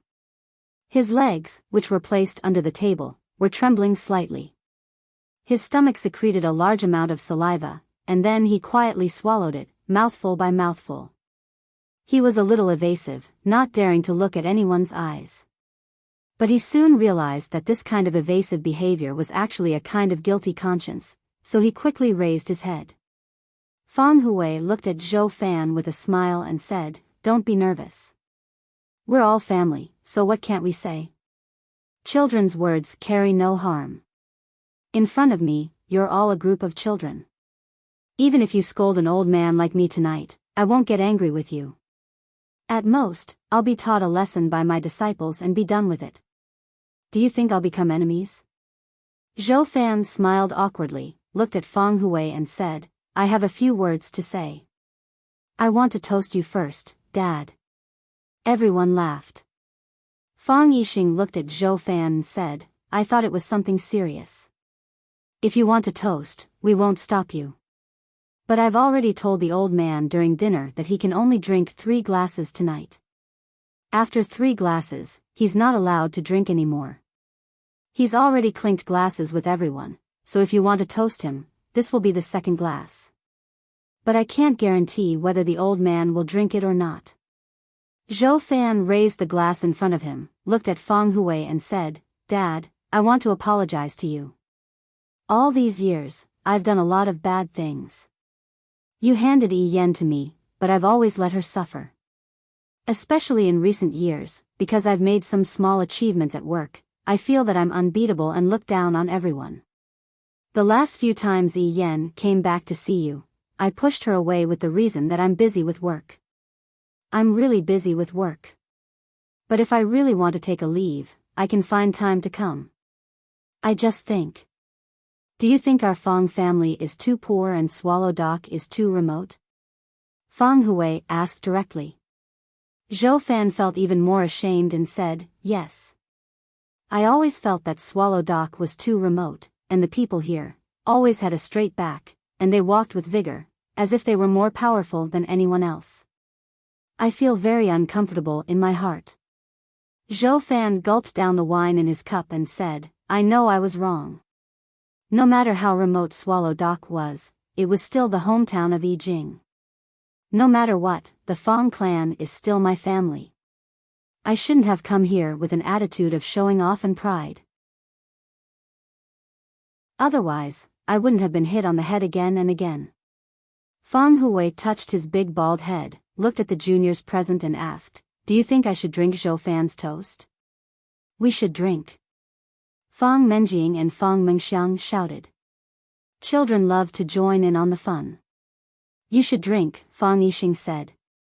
"Dad, give Zhou Fan a chance. Fang Yijing said with red eyes, since he made it clear, it means he's sincerely apologizing. Fang Hui nodded, then tilted his head back and gulped down the wine in his cup. Fang Hui put down the empty cup and said to Zhou Fan, I've been waiting for this cup of wine for too many years. Dad, I'm sorry. Zhou Fan's eyes were red. I've let you down. Indeed, Fang Hui said with a smile. Now that you're able to say these words and toast me, it proves that Fang Yijing didn't choose the wrong person, and I, Fang Hui, wasn't blind to marry my daughter to you. Zhou Fan poured himself another cup of wine, then looked at Fang Yan and said, Fang Yan, I want to toast you with this cup of wine. Fang Yan smiled and said, regardless of age or seniority, it's not my turn, right? Fang Yan, I must toast you with this cup of wine, Zhou Fan said with a firm tone. There's been some conflict between us, and I know you've always been very dissatisfied with me as your uncle. Fang Yan nodded seriously and said, sometimes I've thought about not being your uncle. You know a lot of things in your heart. But for the sake of your aunt and the harmony of the family, you pretend that nothing happened. This time, I also came with hostility. I didn't want to come at first, but Yijing insisted. In order to go back to her hometown for the spring festival this year, she insisted with me for more than half a year.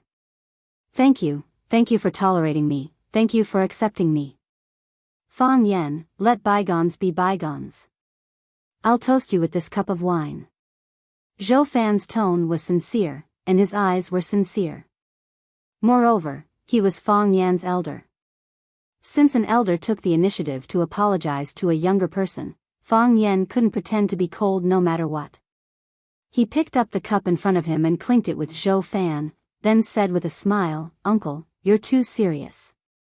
I've always had hope in you. I think you can still be saved. Lu Wan scolded, Fang Yan, how can you talk to your uncle like that? Fang Yan and Zhou Fan drank up the white wine in their cups at the same time, and Zhou Fan poured himself a third cup of wine. Fang Hui looked at Zhou Fan and said, if there's anything good, you should say it slowly. If there's any good wine, you should drink it slowly. You said all the good words in one breath and drank all the good wine. Do you still want to talk? Do you still want to drink? Put the cup down and drink some soup to moisten your intestines first. Fang Yijing also persuaded him and said, Old Zhou, take a rest first. Everyone understands your intention. Why are you in such a hurry? Zhou Mingli came over to take the wine cup from his father's hand and said, Dad, who do you want to toast this cup of wine to? I'll drink it for you. Zhou Fan pushed Zhou Mingli away and said with red eyes, this cup of wine, I toast everyone, to everyone here. I'll drink it first. After that, Zhou Fan drank up the white wine in the cup, put the cup on the table, picked up the meat soup in front of him, and said, this soup smells so good. The others looked at each other and also picked up the meat soup in front of them and drank it in small mouthfuls. After Zhou Fan's confession of love, the temperature of the soup dropped a little, and it tasted just right. Crack, whoosh, whoosh, whoosh, whoosh, whoosh. Zhou Fan ran in the snow in a crooked manner and slipped on the hard ice several times. His body fell into the snow pit, and his body was still sliding forward along the smooth ice and snow. Before his body stopped, he had tried hard to get up and run forward again. Every step he took seemed to exhaust all his strength. Running from the Fang clan to here had already exhausted his stamina. His breathing was ragged, and his chest felt like it was being crushed by a huge rock. Every time his heart beat, he felt a dull pain. He hadn't exercised for a long time. The night was dark and windy, and it was freezing cold. There was no bright moon in the sky, not even a star. Fortunately, there was a layer of snow on the ground, which could light the way. Zhou Fan's glasses had fallen off, and the scene in front of him was a blur. He relied on his feelings and memories to run here. This was the place where he met the black-robed man. Come out, come out.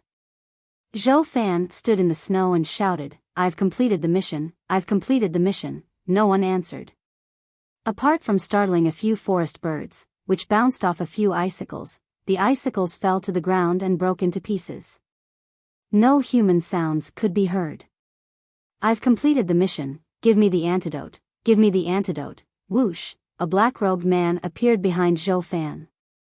Are you sure you've completed the mission? The black-robed man's extremely strange voice sounded. This was the most unpleasant voice Zhou Fan had ever heard. It was like talking with a mouth full of sand, or like the sound made by countless earthworms digging holes in the fertile soil. Yes, I've completed the mission. I've completed the mission. I poured the poison into the soup, and they all drank the soup. Everyone drank a bowl, Zhou Fan shouted with a trembling voice. His upper and lower teeth were chattering violently. It was as if he was afraid of what he had just done, or as if he was naturally afraid of the black-robed man in front of him.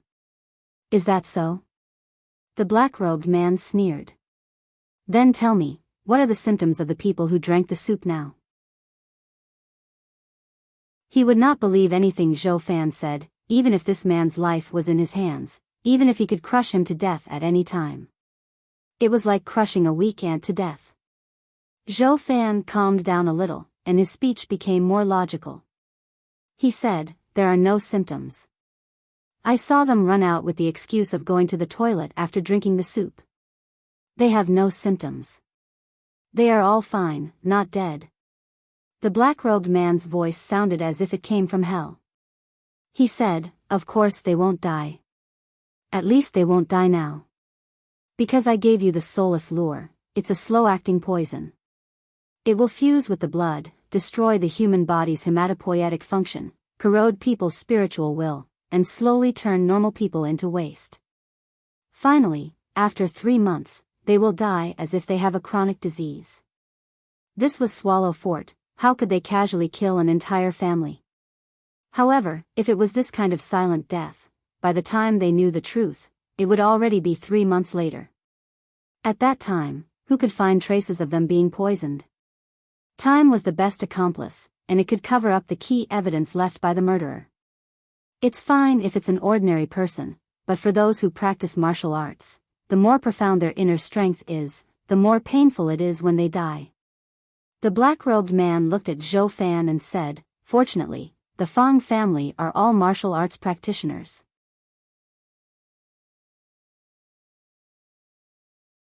Chapter 403. Without spirit, one would lack strength. Without energy, there was no divine light. Spirit, chi, and spirit were indispensable to martial artists. The three depended on each other and promoted each other. Zhou Fan didn't know kung fu, nor did he know anything about inner force. However, he could tell from the name that the soulless attraction was obviously meant to attract people's souls. If a person lost his soul, it was equivalent to losing his essence, chi, and spirit. What was the difference between him and a useless person? The worst thing was that this thing fused with the blood and destroyed the human body's hematopoietic function. Without the ability to produce blood, how long could one live? Zhou Fan didn't have time to study this. He stretched out his hand and said, I'll listen to you. I've completed the task. Give me the antidote, quickly give me the antidote. I feel like I'm going to die, I'm going to die. The pill that the black-robed man fed him was equivalent to a ticking time bomb. It could detonate in his body at any time and take his life away. The threat of death in the next second was too torturous. If he didn't have more important things to do, he would have collapsed a long time ago. He needed the antidote. He needed to get rid of the poison in his body and defuse the bomb. That way, he would have a slight sense of security. This was also the biggest motivation for him to persevere. He didn't want to die. After a moment of silence, the black-robed man asked, Your wife and children, did they drink that bowl of soup? Zhou Fan's body trembled violently as he looked at the black-robed man in horror. This was a rather sensitive and difficult question to answer. If he said that he drank it, then the black-robed man would be suspicious. What kind of person would kill his own wife and child? Could such a person be trusted? If he said that he didn't drink it, then the black-robed man would be even angrier. If you reminded your wife and child, would you also remind the rest of the Fang family? If his actions of reminding his wife and children alerted the Fong family, then wouldn't this mission fail? You drank it? Or did you not drink it? The black-robed man was very concerned about the answer to this question and asked. Yes, they drank it. Zhou Fan's teeth chattered as he cried, I was afraid of alerting them, so I didn't remind them. They also drank that bowl of soup. Give me the antidote, give me the antidote to the soup, I want to save them. Gagga, the black-robed man laughed. His laughter was even more ear-piercing and unpleasant than his voice. People call us beasts. You are the beast. The black-robed man looked at Zhou Fan and said. In order to save his life, he can even sacrifice his wife and son. If this isn't a slow-acting poison, the poisoned person will die immediately. Or, if I tell you that there is no antidote for this soulless attraction, would you feel a little guilty? Give me the antidote. Zhou Fan was like an enraged mad dog. Death had reduced his fear of the black-robed man. He reached out to the black-robed man and roared, Give me the antidote. You promised me, as long as I help you complete the mission, you'll give me the antidote. I did promise you, said the black-robed man. His wide sleeves didn't move at all, but a small red glass bottle flew out from there. Zhou Fan took the vial and asked, Is this the antidote? He was a little uncertain. Why did the black-robed man give him the antidote so readily? Or could it be that this was another type of poison that would kill anyone who drank it? This is the antidote, said the black-robed man. You can only choose to believe it. Because if you don't drink it, the poison in your body will also kill you. Zhou Fan no longer hesitated. He unscrewed the cap and poured the red potion into his mouth. A strong fishy smell wafted out, causing Zhou Fan to retch in disgust. Don't vomit, said the black-robed man. This is raw blood. If you vomit it, you won't be able to cure the poison in your body. The soulless attraction is a slow-acting poison, but the poison in your body will immediately break your meridians and cause you to bleed to death. Every hair on your body can bleed. You must have never seen such a scene, right? Zhou Fan forcefully swallowed the thing he was about to vomit back. He looked at the black-robed man and said, Give me the antidote. I want to save my wife and child. Do you think you still have a chance to save your wife and child? Asked the black-robed man in a deep voice. Zhou Fan staggered back and asked in panic, What are you doing? Of course I'm going to kill you, said the black-robed man. I promised to give you the antidote, so I'll give you the antidote. However, I didn't say that I wouldn't kill you after giving you the antidote. Stupid animal, you're the only one who knows. How can I let you leave alive? As soon as he finished speaking, the black-robed man's body disappeared. A gust of wind swept past. Zhou Fan thought he was going to die. His limbs were numb, and his whole body had been frozen into ice. Or, was he already dead? This gray world was really like hell. But, does hell also snow? When he felt that he could still breathe, when he heard his heart beating fiercely, he realized that he was still alive. He didn't understand what was going on. His mind was still stuck on the scene of the black-robed man rushing towards him. His speed was too fast, like a thick fog wrapping around him. What happened after that? You're not dead, a familiar man's voice sounded behind him. Zhou Fan turned around and looked at Fong Yan's eyes. His body powerlessly fell to the ground and said, You're finally here. It's better to come at the right time than to come early. Fong Yan's gaze was fixed on the black-robed man's face, and he said, Don't you think so? You. The black-robed man looked at Fong Yan, then looked at Zhou Fan who was lying on the ground without the strength to move, and said with a voice full of resentment, Did you plan to set up an ambush? Zhou Fan came out to ask for the antidote, and when he was about to kill him, Fong Yan appeared in time to save Zhou Fan. If the appearance of these two people was just a coincidence, the black-robed man wouldn't believe it no matter what. Don't act like you're angry, Fong Yan said with a sneer, You sent someone to kill me, so I should be angry. What right do you have to be angry? The reason why your assassination didn't succeed is because your plan was too stupid. Now, you can take off your black robe. I'm really curious, what kind of person hates me so much that they want to exterminate my Fong family? The black-robed man's facial expression was hidden in his hood, and from where Fong Yen stood, he could only see a pitch-black hole. Not even the outline of the face could be seen, which made it very difficult for Fong Yen to distinguish. However, it was also because of this that he suspected that this person was someone he was familiar with. Otherwise, why would he dress up like a medieval wizard to hide his identity? The black-robed man sneered and said, "Since you're so curious, then come and take it off yourself." As the black-robed man spoke, he leaped up again. The wide black robe on his body spread out, and it was as if a black wall had appeared in front of Fong Yen out of thin air. Fong Yen was not afraid of the unknown darkness, and with a tap of his toes, he charged toward the black wall. Before he got close, a powerful chi was released. Fong Yan's body soared into the air like a crane, and his movements were as smooth as flowing water. He punched toward the black-robed man's chest. Pa! The powerful chi hit the black-robed man's chest, and the black-robed man quickly floated backward. Fong Yan's legs kicked off, and with the help of drunken crane rides the wind, his body accelerated in the air. His body shot out like a cannonball, fiercely charging toward the black-robed man. When Fong Yen got close to the black-robed man, he slammed his palm toward the black-robed man's head. The black-robed man's head shrank, and he unexpectedly disappeared from the hood. Without the support of his head, the hood collapsed in an instant. Fong Yan's palm struck empty air, and his body moved forward in a straight line due to inertia. Pa! The black-robed man's wide sleeve swung over, and he began to counterattack. The sleeve carried a powerful chi, and it was like a huge steel palm leaf fan. Before the sleeve could hit a person's body, the strong wind had already swept the person away.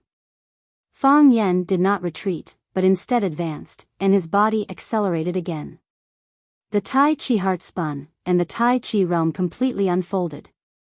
In Fong Yan's mind, the swung sleeve turned into a square with 4 black lines. Of course, in Fong Yan's eyes, its speed was already astonishingly slow. Fong Yen stretched out his hand like lightning, and grabbed a corner of the sleeve. His legs exerted force, and his body rose into the air again. In the air, he used pushing 1,000 jin with 4 liang, and using his strength as a guide, he levered the huge black-robed man. His body spun in the air, following the path of the Tai Chi heart. With this rotating force as a carrier, Fong Yan's body was able to maintain its momentum in the air and no longer fall. Then, he pulled the black-robed man and spun like a windmill. Every time he spun, he would reduce some of the force. After they spun countless times, the black-robed man's strength had been completely reduced. Fong Yen dragged the black-robed man to the ground. He knew that the black-robed man had become a lamb waiting to be slaughtered. He wanted to tear apart his black robe, take off his black hat, and finally cover him with the white cloth that represented death. He hated the black-robed man to the core. Rip, a crisp sound was heard. The sleeve in Fong Yan's hand could not withstand the pull of gravity, and suddenly broke. Fong Yen reacted quickly, and punched the black-robed man's head. He was never a picky person. In his opinion, he could first see the black-robed man's true face, and then smash his head, or he could first smash his head, and then see the black-robed man's true face. Perhaps at that time, he would no longer be able to see clearly. Who cared? Bam! Fong Yan's fist landed solidly on the black robe. Unfortunately, it was only the black robe, and not the black-robed man's body. The black-robed man actually used the black robe as a disguise, and played a clever trick of a cicada shedding its carapace. He slid down from the bottom of the black robe. Earlier, Fong Yen landed on the ground, and then swung his right hand, and a blood-red thread shot towards Zhou Fan, who was lying on the ground.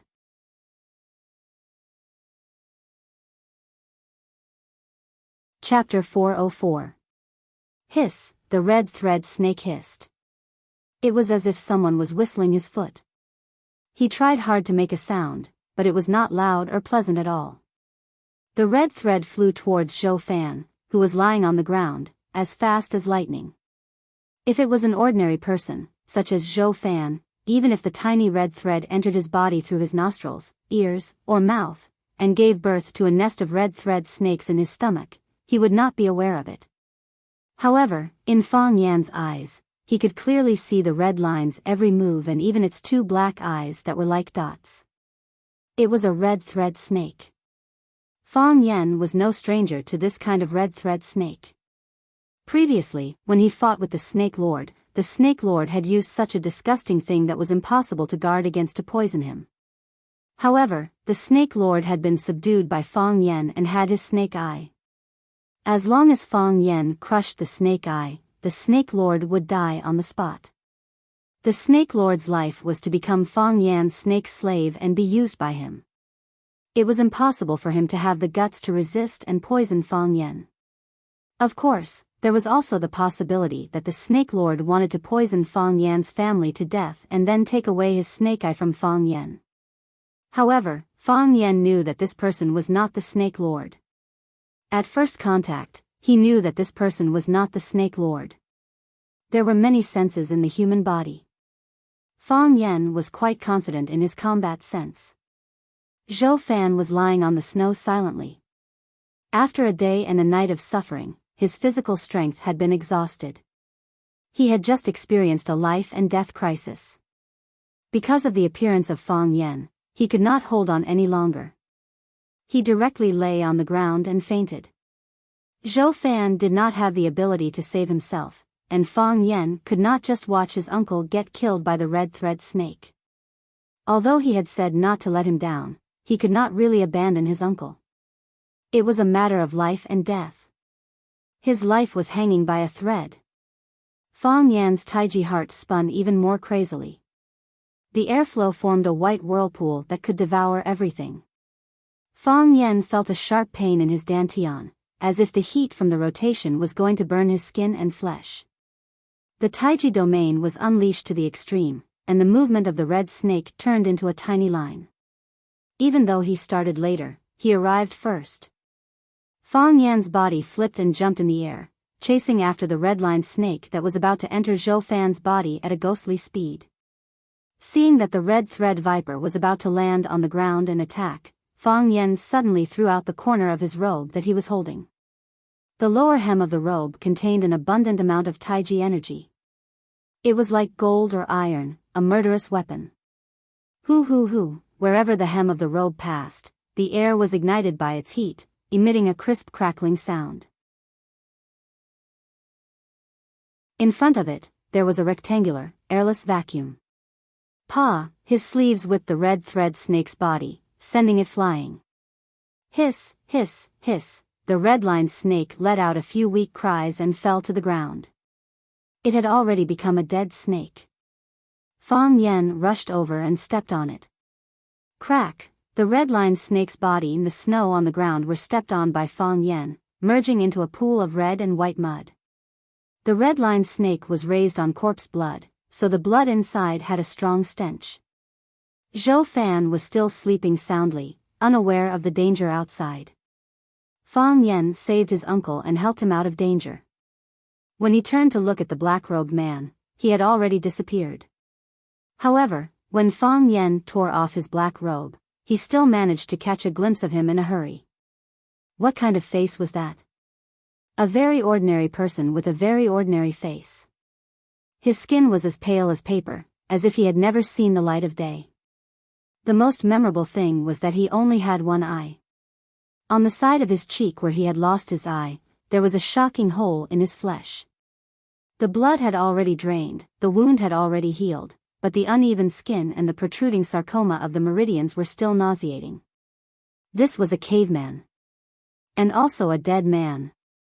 When Zhou Fan opened his eyes, his wife Fang Yijing was sitting next to him, looking at him with a worried expression. Zhou Fan's mouth moved, but no words came out. "You're awake?" Fang Yijing grabbed her husband's hand and asked, "Are you thirsty? Are you hungry? Do you feel uncomfortable anywhere?" Zhou Fan blinked and asked, I'm not dead? He remembered that he was already dead. The ice and snow covered him, and there was a crystal-clear snow bag where he laid. That was his coffin. I'm not dead, Fang Yijing said with reddened eyes. Fang Yan saved you, Yi Zichen said. You didn't lie to me, Zhou Fan said. What? Everyone in your family knows Kung Fu, Zhou Fan said. I know Fang Yan knows Kung Fu. I saw him perform Kung Fu. It was amazing, like he was filming a movie. I didn't lie to you. You didn't lie to me either, Fang Yijing grabbed her husband's hand and smiled. You said you would get along well with my family, and you really did it. Zhou Fan's expression was full of guilt. I've let you down. If it wasn't for me, you didn't let anyone down. Fang Yijing put Zhou Fan's hand on her face and said with reddened eyes, Zhou Fan, thank you. Thank you for choosing us, thank you for telling the truth to Fang Yan, thank you, for not being so selfish. Fang Yan said that if it wasn't for you, our family could have been poisoned. My dad also praised you, saying that you're indeed Fang Hui's son-in-law. My dad rarely praises people, especially these past few years. The only person he praised was Fang Yan. Really? Zhou Fan asked with tears streaming down his face. Did they really say that? Zhou Mingli felt so wronged, but also so touched. What did he go through in the past 2 days? He was just a normal little official. He just wanted to come to his wife's hometown to spend Chinese New Year with his father-in-law. How did he encounter something like this? First, he had a conflict with Fang Yan. He was ridiculed and bullied to the point of death. He just wanted to go out for a walk, but he met a black-cloaked man who fed him a poison, then gave him a bottle of potion and told him to poison his father-in-law's family. Did he die? Or did his father-in-law's family die? This wasn't a problem, this was King world-class problem. He hesitated for a long time. He didn't even report what happened to him to the Fang family immediately. For a period of time, he was really considering how to poison the soup pot. Of course, he failed. His strange behavior was already noticed by Fang Yan. He knew that he was a selfish person, and also knew that he was the sinner of the Fang family.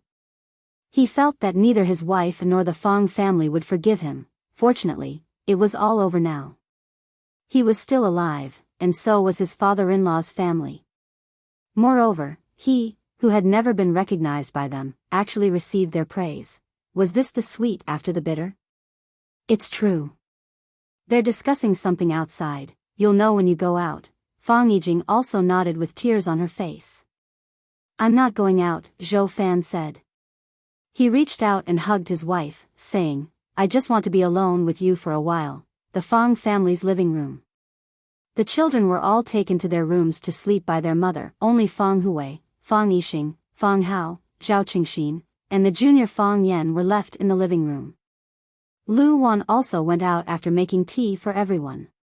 She knew that the men of the Fang family had something very important to discuss today. She didn't know until now that what she thought was a peaceful New Year's Eve dinner was actually hiding such a dangerous thing. Looking at her son, Fang Yan, who was sitting calmly next to his grandfather, Lu Wan's heart was filled with comfort. Her son had grown up and could share the family's worries. No, not only could he share the family's worries, he could already support the Fang family's image. It's just that this child is working too hard. If only there was someone who could share the burden with him. Lu Wan thought to herself that it was time to arrange a marriage for Fang Yan. Fang Yan still didn't know about his mother's evil thoughts. He said, this is a ruthless move, but also unexpected. They're trying to get rid of our entire family without making a sound. Fortunately, they chose the wrong chess piece. They chose Zhou Fan to carry out this plan. However, no matter how much Zhou Fan hated the Fang family and how much he hated Fang Yan, he didn't have the intention to eliminate the entire Fang family. They asked Uncle to poison the soup pot to kill us, his wife, and his child. As long as you're a man, you'll have a little bit of resistance, right? Uncle said that the mission was completed, so they killed Uncle's wife and child. After understanding Uncle's choice, they were extremely angry, feeling that Uncle had lied to them. Our opponent is not only a psychopath, but also a psychopath, right? Just like what Fang Yen said, when faced with the decision to poison his wife, child, and all of his wife's family, anyone would feel uneasy. Zhou Fan was a selfish and timid person. However, this didn't mean that he had completely lost his humanity. He was hostile to the Fang family and hated Fang Yen, but it was only because of the bad feeling in his heart and a few words that he said. If he wanted the Fang family to fight and kill, he wouldn't be able to do such a thing. After he got the antidote, he came back like a stray dog. His strange behavior was hidden from his wife, Fang Yijing, and many people in the Fang family, but it couldn't be hidden from Fang Yen. Under Fang Yan's pressure, he finally confessed to Fang Yen everything that had happened to him. Fang Yen was shocked after hearing it, but he signaled Zhou Fan to keep quiet and beat him at his own game. The medicine that Zhou Fan threw into the soup pot was not the soulless lure, but a tonic called Lingji that Fang Yen gave him. Putting it into the soup pot wouldn't be harmful to the human body, and it could even be beneficial.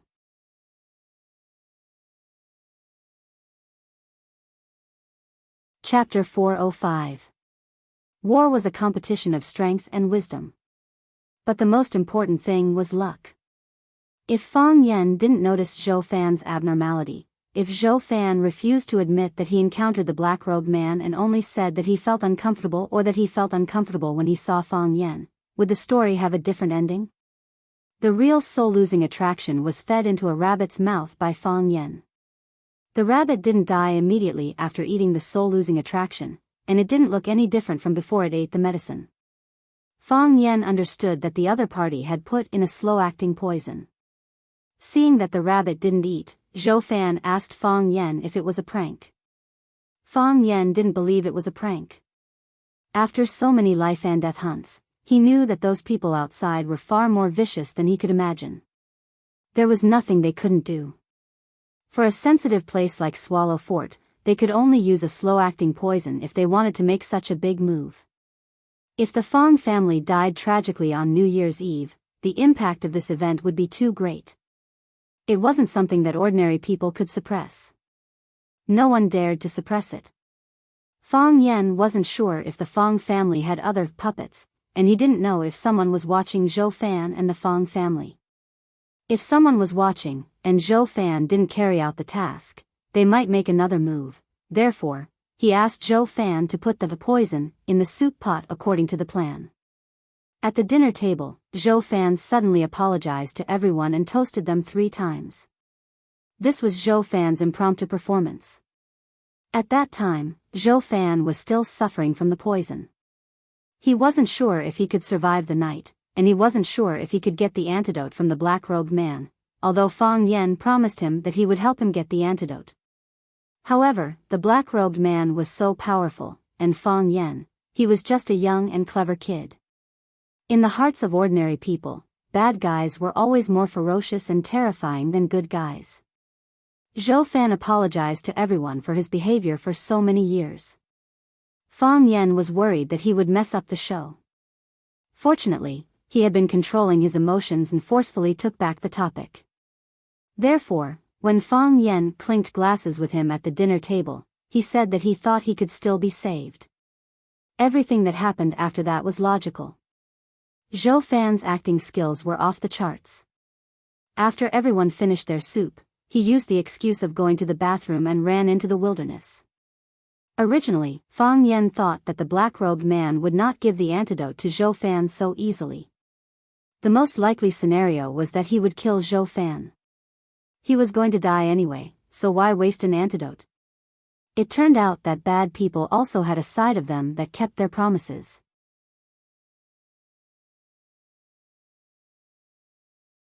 If I say I'll give you the antidote, I'll give you the antidote. If I say I'll kill you, I'll definitely kill you. Zhou Fan got the antidote, and Fang Yen blocked the black-robed man's attack and saved Zhou Fan. After listening to Fang Yan's story, the whole family fell into a long silence. This is luck, and also a blessing. Fang Hui sighed and said, "It proves that our Fang family should not fall, nor should we fail." Who is that black-robed man? Zhao Qingxin looked at Fang Yan and said, "Do you want me to use my connections in Yanjin to investigate?" "That's fine," Fang Yan said. "Whether it works or not, we have to show the outside world that we were bullied. It's better to do it sooner than later." "I'll arrange it now," Zhao Qingxin said. "I'll take some people to the mountain to check." "Second uncle, there's no need to check the mountain," Fang Yan said with a smile. "He's gone." Fang Hui nodded and said, "From what Fang Yan said, he's definitely gone. However, after daybreak, send a few good stalkers to take a look. Maybe they can find some clues." "Got it," Zhao Qingxin agreed and went to the yard to make a call. Obviously, he was going to use the Zhao family's power in Yanjin. "We have to find out who he is." Fang Hao's face was full of murderous intent. "We didn't poison him this time, but what about next time? What about the next time? It's really hard to eat and sleep with an enemy like him." Fang Hui nodded and said, "What Fang Hao said makes sense. Our Fang family doesn't bully others, but we can't let others bully us for no reason. If we get slapped, we'll take it. If we get slapped a second time, we should at least ask why, right?" The old man looked at Fang Yan and said, "Fang Yan, what do you think?" "Grandpa, let me handle this matter," Fang Yan said coldly. "If we let him escape this time, he won't be so lucky next time." "That's settled," Fang Hui said. "Let Fang Yan handle this matter. It's getting late. Go and rest." Fang Yixing looked at Fang Yan and said, "Be careful." "I will," Fang Yan said. "Dad, you go and rest. We still have to get up early tomorrow morning to pay New Year's greetings." "You have to come with us this year," Fang Hui said. "We'll have to go to every household after coming back. Those who helped us before, go and kowtow to their elders. Those who bullied us before, practice with their juniors. Don't hide at home like a coward." Fang Yan smiled bitterly and said, "Isn't this bullying?" "What do you mean by bullying?" "This is showing off our strength," Fang Hui said coldly. "The country also conducts military exercises from time to time. What's wrong with showing off our strength?" New Year's Eve was also the golden time to say goodbye to the old and welcome the new. Before midnight, Fang Yan's phone began to ring. Most of them were from Rosefinch Secondary students and colleagues in the office. Zhu Jian and Li Mingxiang, who thought they were close to Fang Yan, called him personally. Zhu Jian's call was relatively simple. He only asked and Fang Yan would return to Huacheng and asked Fang Yan to go to his house for a meal and a drink. Fang Yan told them in advance that he would return to Yanjing for the Spring Festival. They didn't contact Fang Yan during the holiday. Fang Yan said he would return after the Spring Festival, so Zhu Jian said to go to his house for a drink on the 14th of the first lunar month. He was worried that Fang Yan would have an appointment on the 15th, and the 16th was the day school reopened. Of course, the third-year students would start school on the 9th of the first lunar month, and their studies would be more arduous. Li Mingxiang's call was much more intimate and polite. He also asked where Fang Yan's home was in Yanjing. He planned to go to Yanjing after the Spring Festival, mainly to bring his family and children on a trip. He also wanted to visit Fang Yan's parents and elders at the same time. He said that it was a courtesy that he should perform. Fang Yan declined again and again. Only then did Li Mingxiang give up on the idea of going to Yanjing to visit Fang Yan for the Spring Festival. One of the school's vice principals was not feeling well. He had said before the Spring Festival that he would be retiring early this year. There were many people eyeing that position, and Li Mingxiang was the most powerful competitor. There were 3 people who could decide that position. The school board member Lu Chaoge, the current principal Zhang Xiaofeng, and the shadow principal Fang Yan. Li Mingxiang knew that if he had Fang Yan, he would have the votes of the school board member and the shadow principal. Even if Zhang Xiaofeng objected, it would be useless. Unfortunately, Fang Yan had already communicated with Zhang Xiaofeng and made other arrangements for this position. "Mr. Fang, Happy New Year. The person who secretly likes you." An unknown number sent such a message. Fong Yen thought of something and immediately dialed that number. The call went through, but it was an impatient boy's voice. Who are you? Who are you looking for? Fong Yen hesitated for a few seconds and took the initiative to hang up. Since the other party didn't want to expose himself, there was no need for him to probe aggressively. At such an age, who didn't have a crush that sounded exciting but was actually sad and pitiful? There was a joke on the internet. It said that you might not remember who sent you a message during the Spring Festival, but you would remember clearly who didn't send you a message. As time went by, it was getting closer to midnight. Fong Yan's phone was getting more and more busy. Fong Yingying and Fong Haohan stayed by Fong Yan's side. Seeing that Fong Yan was busy answering messages and answering phone calls, the two of them felt a little sad when they looked at the phone in their hands. They waited for a long time, but there was not a single message or phone call. On such a special night, they were like orphans forgotten by the world. Ding! The phone in Fong Yingying's hand finally rang. Fong Yingying was so excited that the fat on his face kept shaking. While Fong Yen was drinking water, he said very discontentedly, I don't know who sent me a message to wish me well.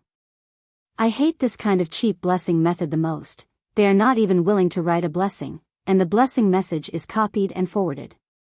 8,000 people out of 10,000 receive the same message.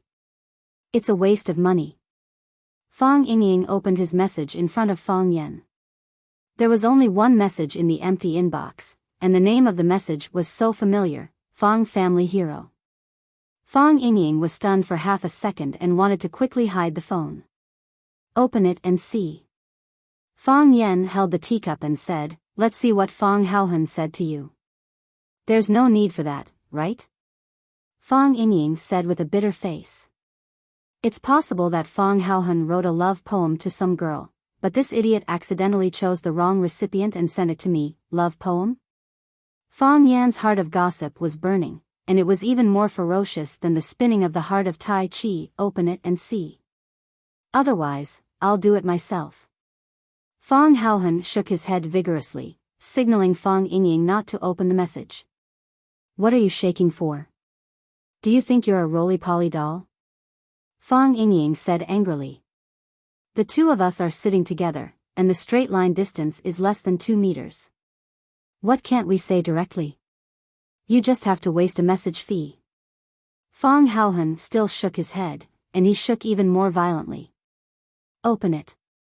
Fong Yan's curiosity was aroused, and he said to Fong Yingying.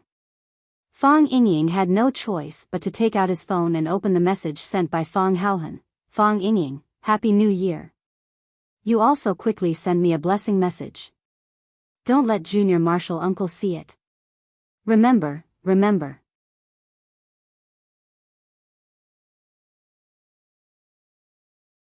Chapter 406. O to the power of O. At first, Fong Yan's expression was like this. Smiley face. Then, Fong Yan's expression changed again. : In the end, Fong Yan's expression became like this. Fong Yan wanted to say something. He wanted to tease her or say some comforting words, but he couldn't say anything. He patted Fong Yingying's shoulder, then Fong Haohan's shoulder. A compassionate look that said, I understand you and I'm with you. Fong Yingying's face was extremely embarrassed. He said to Fong Haohan with dissatisfaction, I hope my life will turn into that lotus and I will abandon all fame and fortune. Let the world praise God's freedom, and we only need to monopolize the world. Haven't you heard of this song? Didn't you understand its essence? The people of the inner Jianghu are all peerless powerhouses who live in seclusion. We don't seek fame, nor are we greedy for benefits. What kind of spectacle do we not have? Seen it before? What great temptation have we not experienced?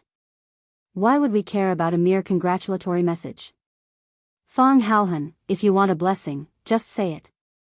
Junior Marshall Uncle and I will satisfy you. It's not a big deal, is it? Was there a need to specially send a message asking for it? You even said not to let Junior Marshall Uncle see it. What kind of thoughts are you having? I, Fang Yingying, do things in an open and aboveboard manner. There is nothing that I cannot say to others. Junior Marshal Uncle is our elder brother. Do we need to lie to him? I don't care what you, Fang Haohan, do. Anyway, I, Fang Yingying, would never do such a thing. As Fang Yingying was passionately criticizing Fang Haohan, the phone in his hand rang again. Ding dang, it was still the sound of a message from his phone. We are masters, and masters should have the demeanor of masters. As Fang Yingying spoke, he opened the message. After glancing at it, his eyes widened, and the fat on his face trembled. He jumped up from the sofa excitedly and shouted, Miss Yi sent me a message. Miss Yi sent me a message, ding dang. Fang Haohan's phone also rang with the sound of a text message.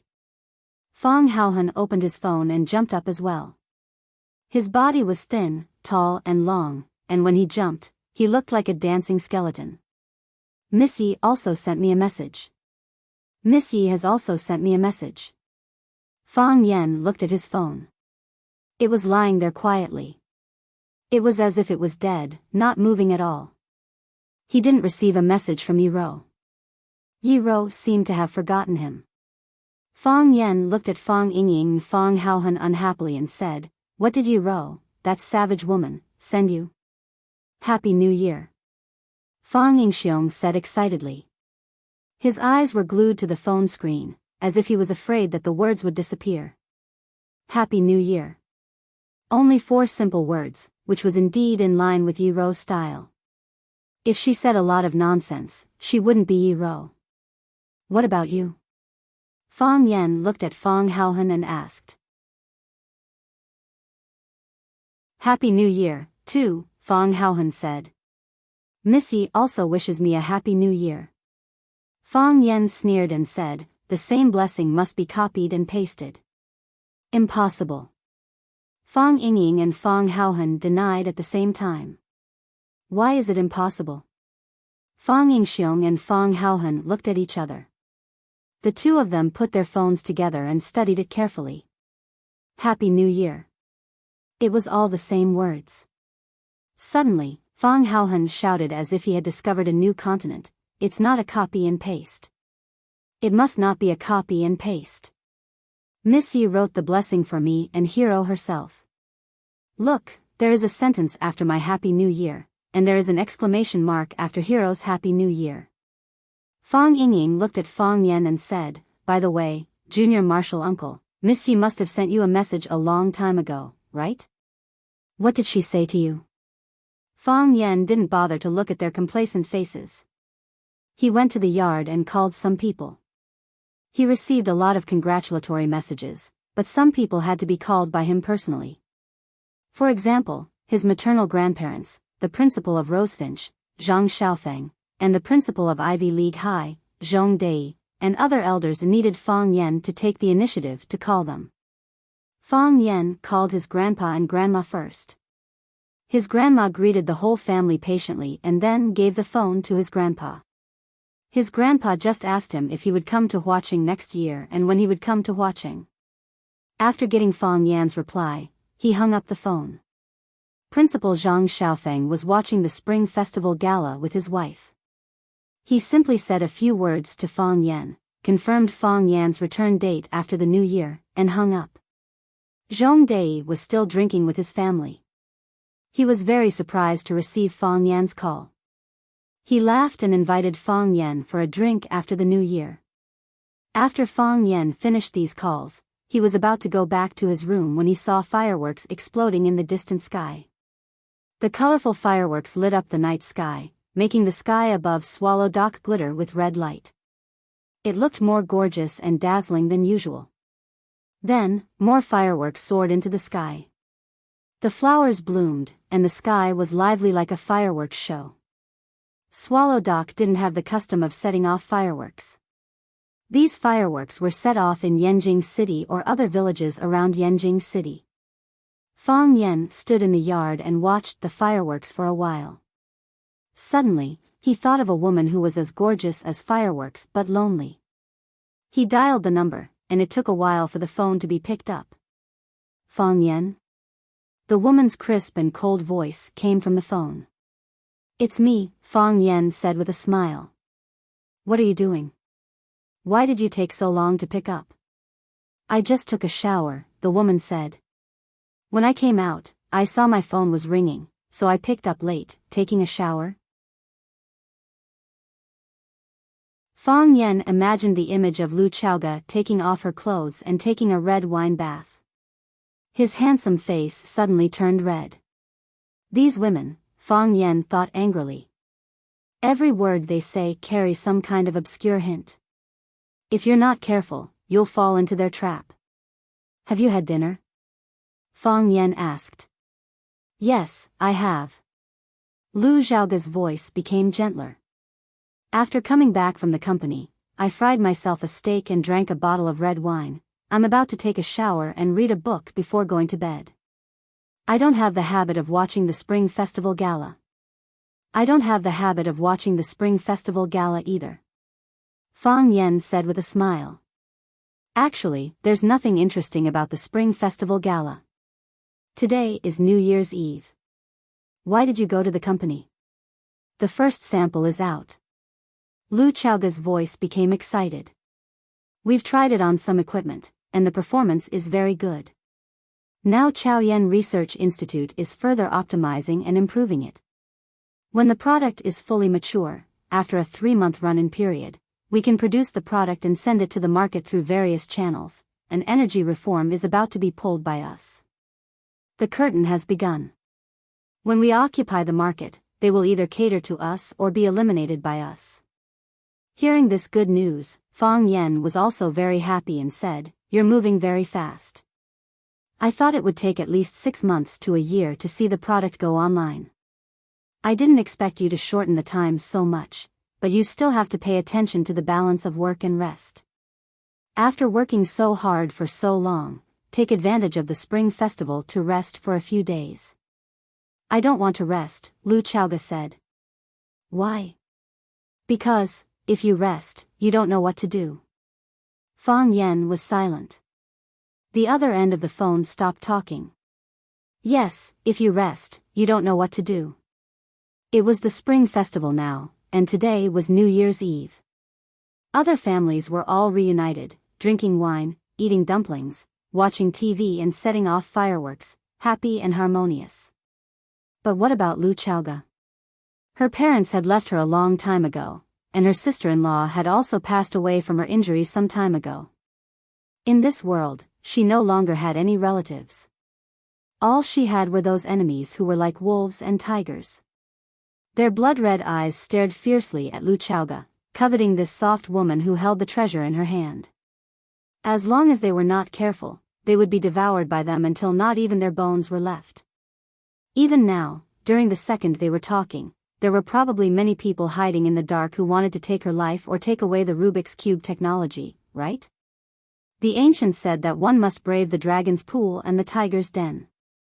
However, because of absolute wall, Lu Chaoga was in the dragon's pool and the tiger's den every second of every day, right? When he was not there, watching was too dangerous for that woman. "I'm inviting you now. Next year, you must come back with me for the Spring Festival," Fang Yan said seriously. "Okay. I promise you." Lu Chaoga laughed softly. Even on the other end of the phone, Fang Yan could hear her clear and melodious laughter. "Pa!" A firework bloomed beside his ear. Fang Yan looked up at the sky above him. The place where the firework was set off was very far away from him. "Someone is setting off fireworks in the neighborhood," Lu Chaoga said faintly. "What beautiful fireworks." Fang Yan finally understood that someone was setting off fireworks on Lu Chaoga's side. The sound of the fireworks exploding came through the phone, which was why Fang Yan felt it was so real and so loud.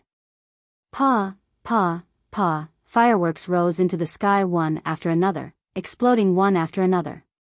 Fang Yan did not speak, and neither did Lu Chaoga. Under the same starry sky, the two of them enjoyed different fireworks. Two people snuggling up to each other and enjoying fireworks together was romantic, but one person enjoying fireworks alone was a waste.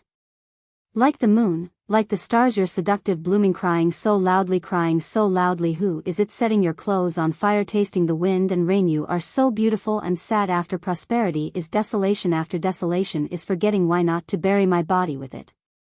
The wine of tears drinking full of vicissitudes distant so far, missing so long, fireworks were lonely, she was even more lonely than fireworks. You're tuning into the Romantic Tales YouTube channel. Don't forget to subscribe and join us on this journey to catch the most captivating stories.